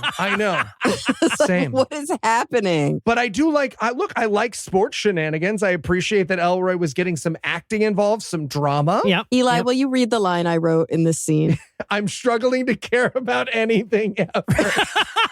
That's all I wrote. That's all of her notes. Yeah. Yeah. Okay, 9 more questions and we're raising your dosage though. Yeah, right. So, all right, but ultimately, what happens here is at the 9th inning, end of the game, Scott is up to bat with a tying run on base. All he's got to do is hit the fucking ball. But Pete talks some shit. He pops one up and he makes for an easy out and he loses the game for everybody. Okay, but this is where we have what is genuinely one of the most bizarre moments of the moment. So he gets out, right? It's very sad because the movie is about sports for this 10-second period. And then Pete's grandpa, who has been completely uninvolved with anything in this story. He hasn't noticed Pete doing these crimes. No one has talked to him about this. No one's talked to him about the expulsion or Pete getting kicked out of the house. We have no idea what relevance Pete's grandpa has, except he's here. Right. At the baseball game. And he comes up and apologizes to Scott and says, I quote, "I wish there was something I could do." You're his legal guardian, man. What the fuck? Yeah. And Scott goes like, "Oh, you should send it back to Chicago." Oh, I'm so very sorry. I didn't mean to raise my voice at you, Grandpa. Kill him and eat his body. Yeah, so that was uncalled for, yeah. So, okay. So now, the game's over. Who gives a shit who won, whatever, blah, blah, blah. The game's over. Coach is chatting with Scott about losing his cool. I don't like this. I don't like that Scott is alone with a priest in an empty field.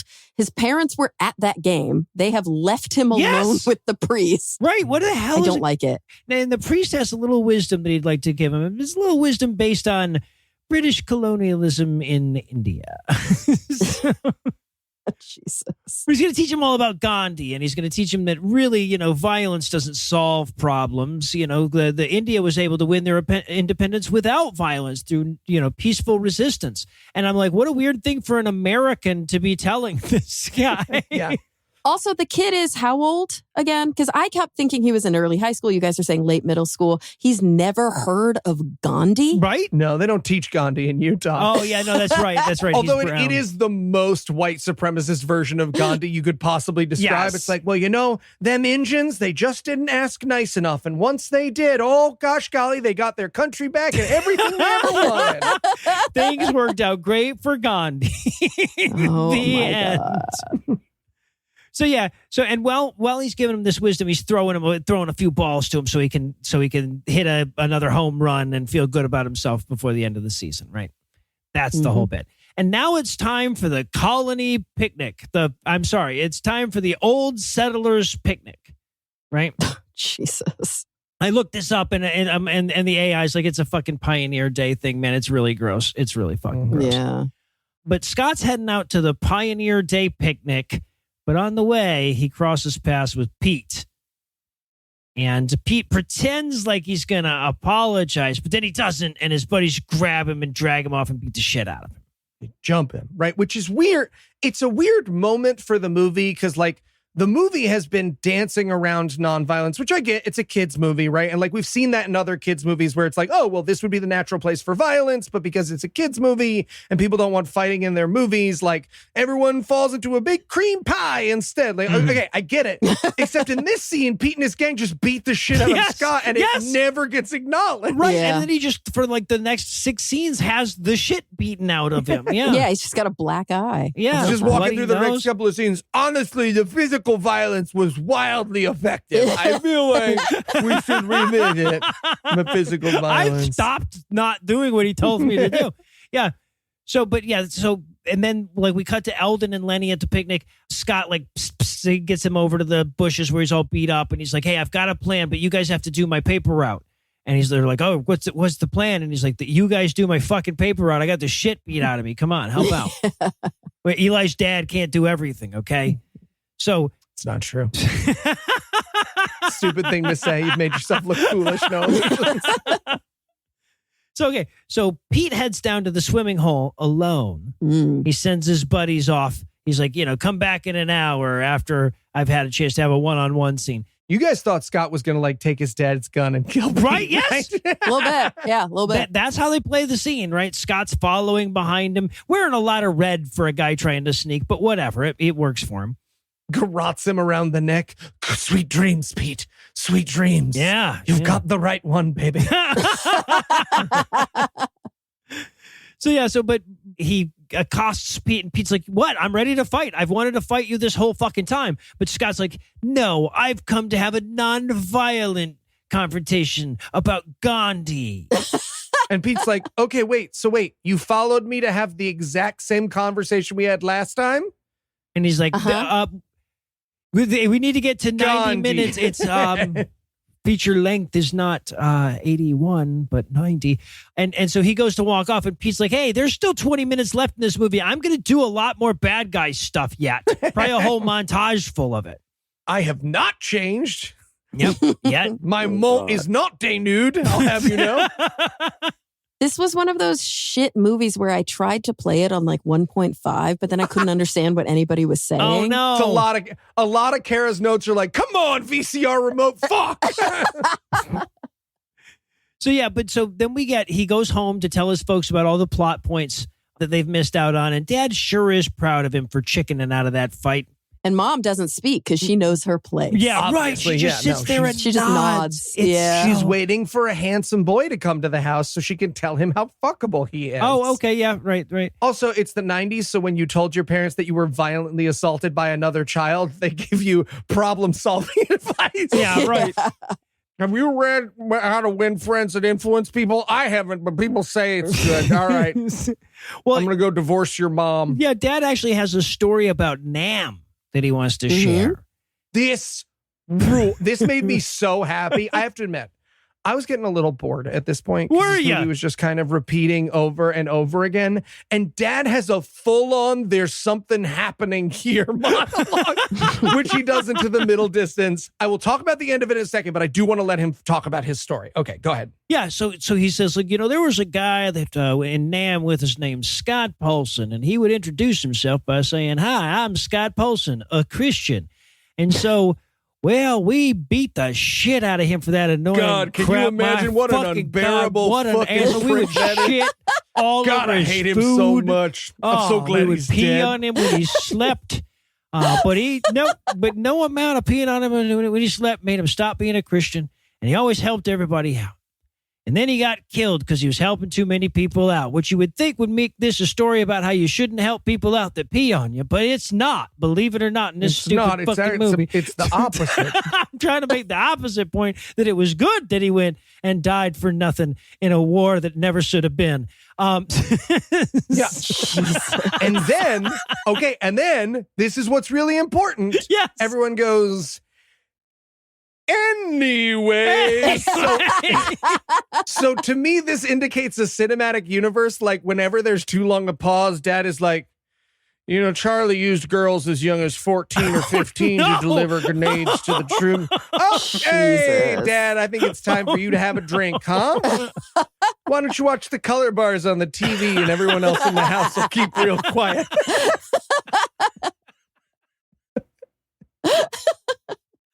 But he says that guy got killed and I never really thought about him again because, fuck him. But when you were born, I suddenly remembered him. And that's why we named you Scott. Ooh. I don't love that. That's also why I pee on you sometimes when you wake up. Yeah. Hate you so much, Scott. But his point is, ultimately, Dad falls on the point of, he's like, well, but you need to forgive Pete and just love Pete for Pete. And he's like, well, do you think loving Pete will make him change? He's just like, no, but you should love him anyway. Yeah. Also, my definition of love is insane. So what I actually mean is enable. Anyways, that'll be the rest of the movie. Well, right, exactly. And it's such dangerous shit to teach people. It's like, you should never expect him to be different, but always be a part of his life and always forgive him and always enable him. And the kid is actively bloodied while Dad's telling them this forgive your abuser message, which makes it so obvious why it's a terrible thing to tell people. Yep. You need to spend more time with the child that just assaulted you. That's what I'm saying. Yep. Just love him more. Yep. So, okay. So Scott pops on down to the grocery to see if he can sort out a finale there. He can't. Hey, Hey, grocery guy, I tried ratting out to my parents. They didn't do fucking shit. Do you have a chance you want to do something about this kid? Yeah. Mhm. Right. He's like, hey, I'm sure you've noticed a lot of Hostess pies missing from your inventory or whatever. That's because Pete is a thieving bastard. But the grocer does the same thing everybody else did, where he's like, thank you for telling me, but also you should have told me sooner. Yeah, right. You're a bad narc. You're not even narking right, you piece of shit. We're enabling Pete in this movie, not you, Yeah, Scott. right. Yeah. Sinful piece of shit. And by the way, they don't refer to any of the actual products that are stolen. They just keep calling them treats. Treats. I can't say it. I can't even keep saying it because I'm not talking to cats. It's weird.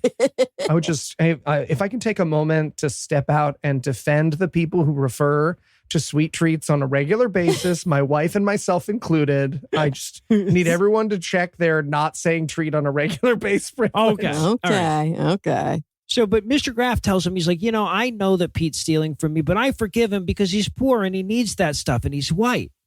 And so, meanwhile, we cut to the bad kid gang. And of course, they're breaking glass. They're throwing rocks at bottles now.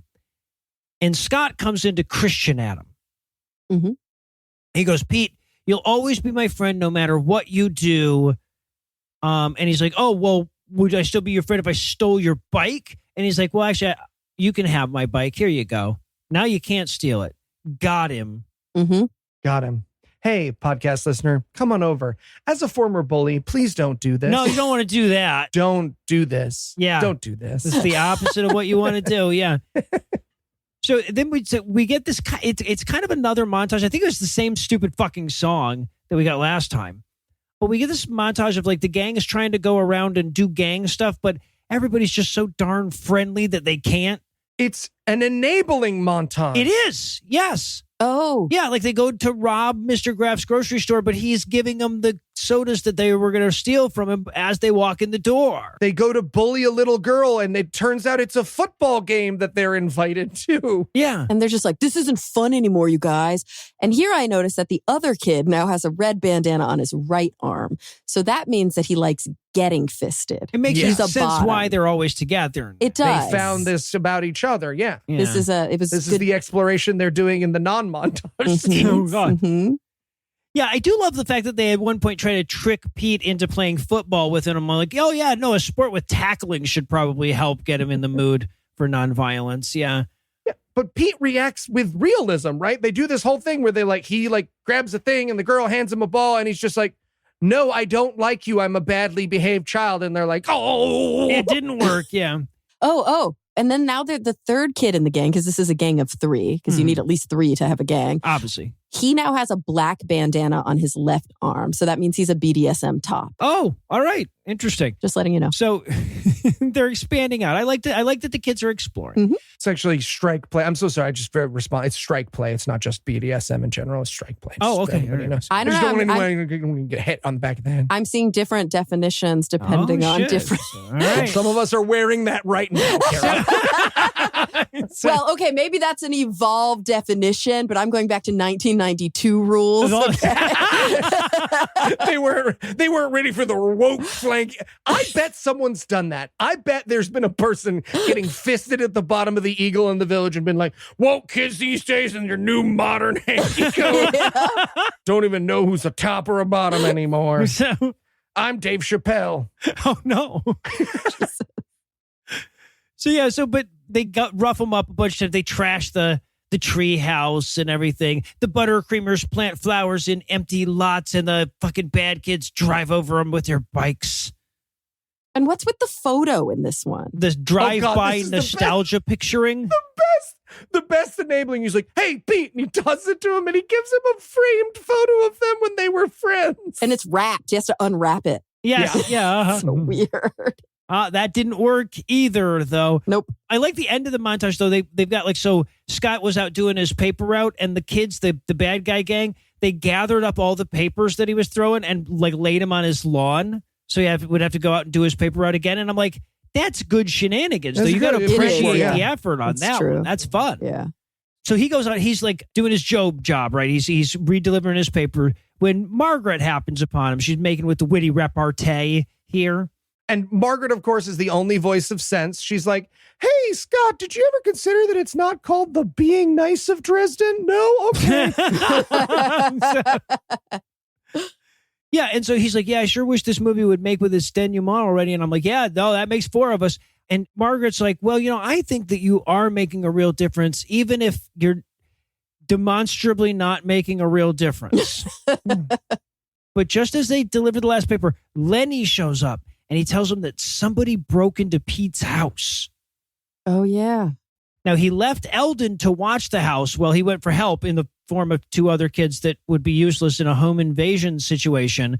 But they're giving him shit. They're like, how would you leave Eldon? He's such a fuck up. And it's like, well, the movie hasn't really established that he's just slightly more overweight than the other kid is all you've established now. Oh, yeah. And what does he say in response? He's like, would you have sent him to get you? He would have totally fucked that up. And they're like, that's fair. That's no, fair. He would have fucked that up. Yeah. I told him I'd give him a milkshake because he's the fat kid and that's how he's motivated. Oh, yeah. jeez. And at this point, Margaret even says, hey, maybe we should call the police. And Scott says, and I quote, nah, we should check it out first. This was apparently on every Mormon kid's shelf in the 90s. Wow. Right? This movie that sent the message that when there's a home invasion, why don't you go ahead and make sure you know what kind of gun he's got before you call the police. They need the information. Yep. Just the things that these children shouldn't be dealing with, they're just an escalating things. They're like, come on, the movie might as well end with them being like, guys, the plane hit the towers. We've got to stop them. Jesus Christ. Is that what happens in the sequel, Cara? I haven't checked yet. I wouldn't know. I would know nothing about that, Eli. I know you'll nothing eventually. about what happens. You'll know eventually, when Cara. the plane hits the towers, Eli. I wouldn't know. It's not what your Amazon reviews say. No. And the autocomplete after I type your name. God, I hate you on so Google. much. So they get to Pete's place where Eldon is crouched low behind some bushes. And now they're never going to explain what led anyone to believe there'd been a break-in, but there has been. Yeah, well, there's a scary guy holding the grandpa asking him for his gold coins. Right, but that didn't happen until after they sent for help. The grandpa didn't even get home until after.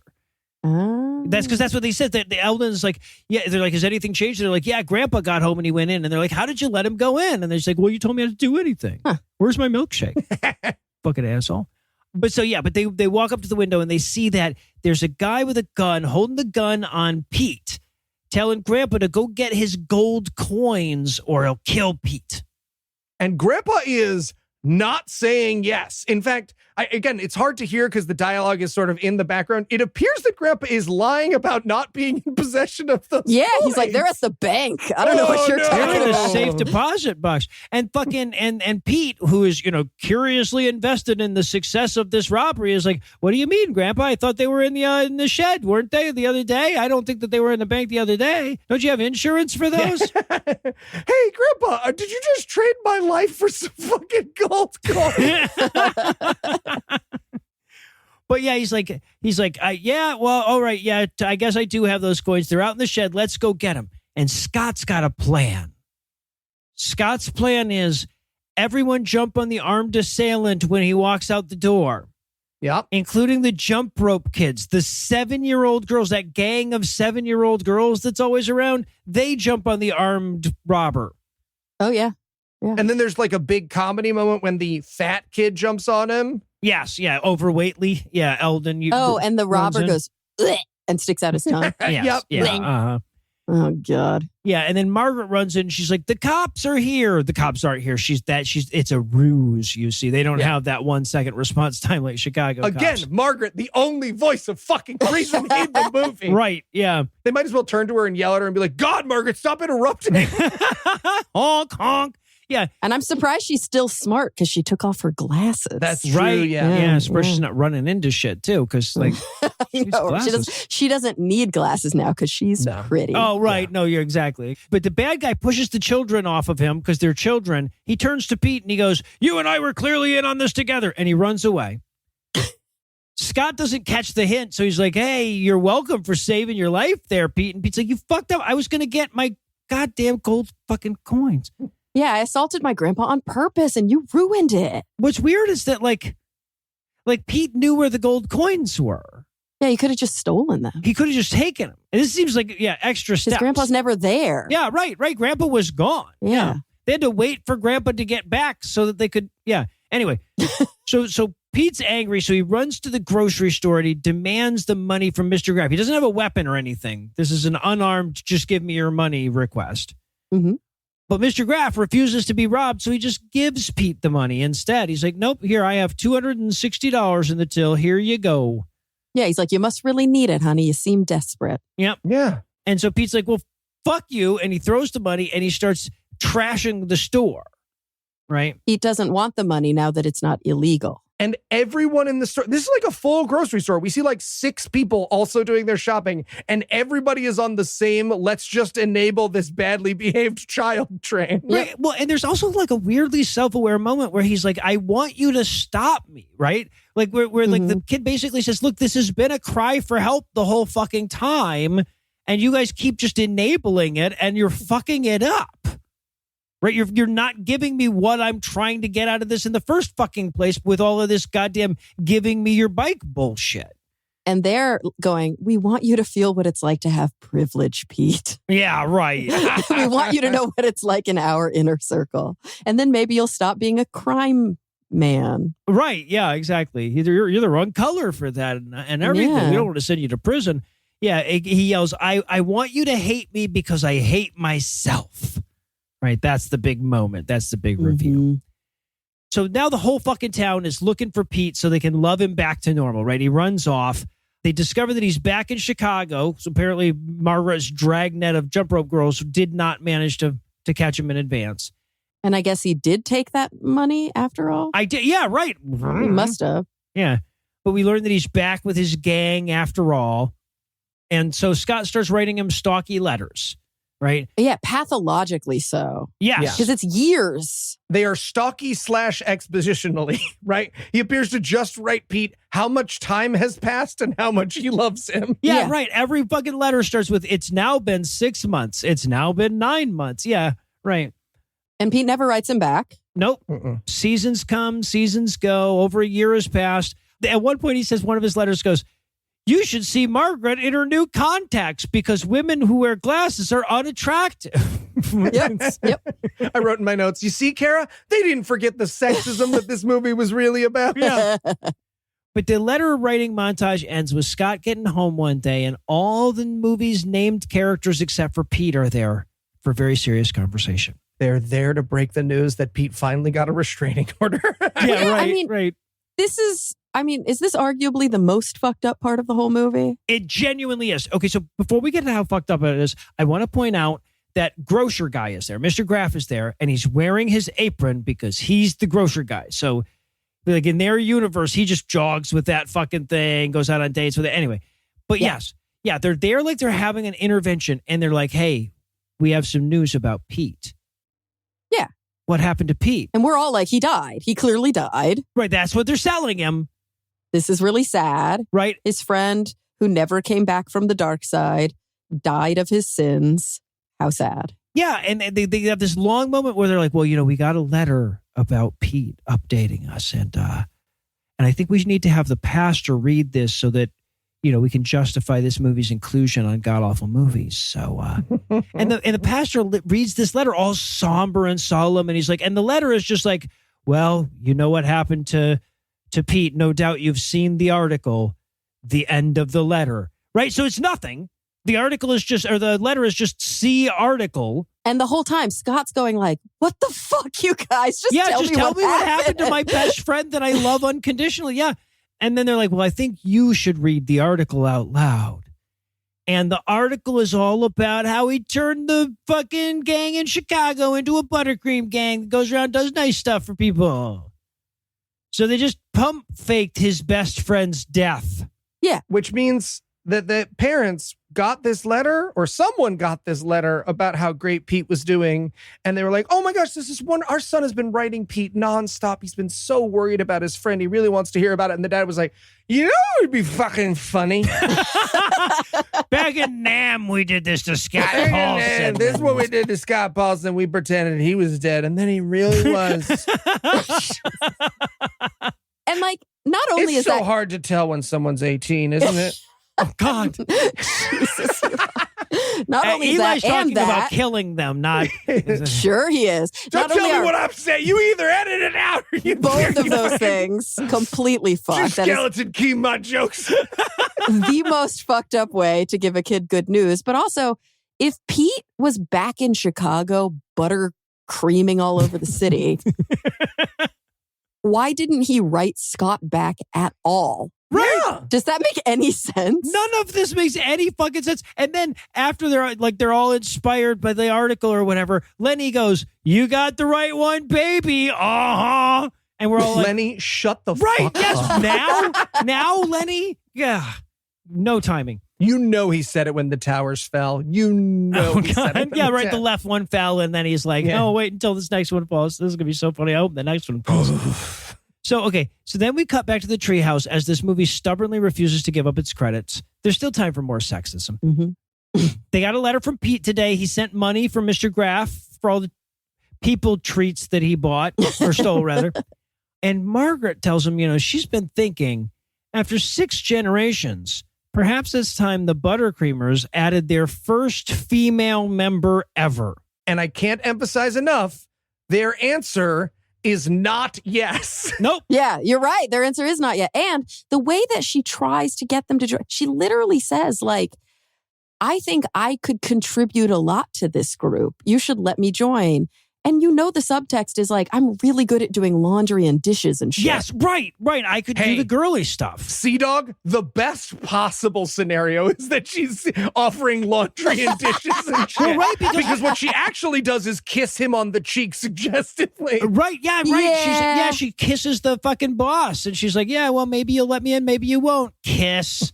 Yeah. And it's pretty clear that Scott's like, I've been signaling heavily this whole movie that I am not into girls. Right, yes. Obviously, I need Pete to relax me before baseball games. Exactly. Like, Unless you're going to do a voice, there's no deal here, Mark. You haven't even done any ads for me. Yeah. I need you to roughen up those hands. But then the little sister shows up again and she's like, the widow Jenkins fell down again.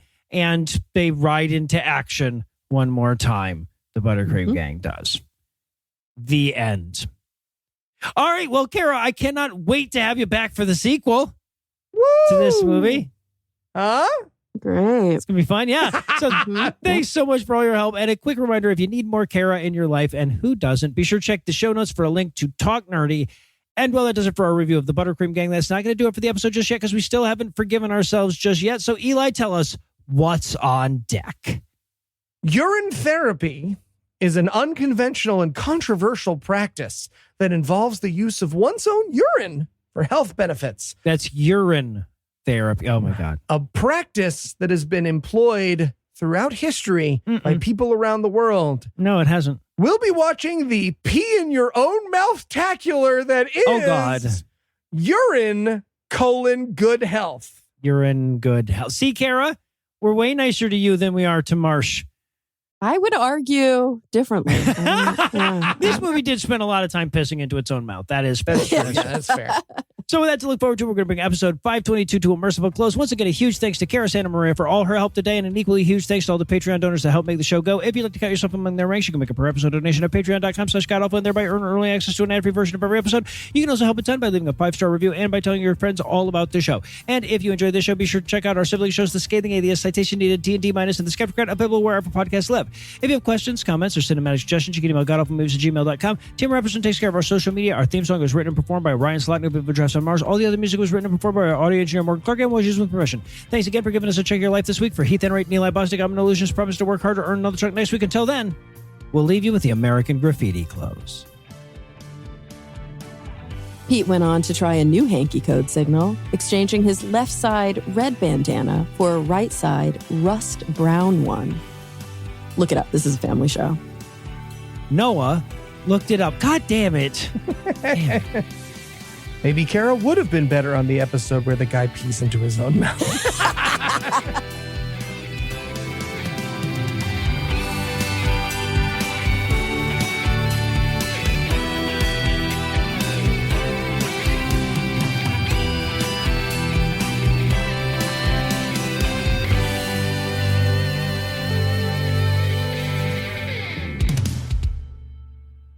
So actually, I'm going to leave that line out because we're talking about a child.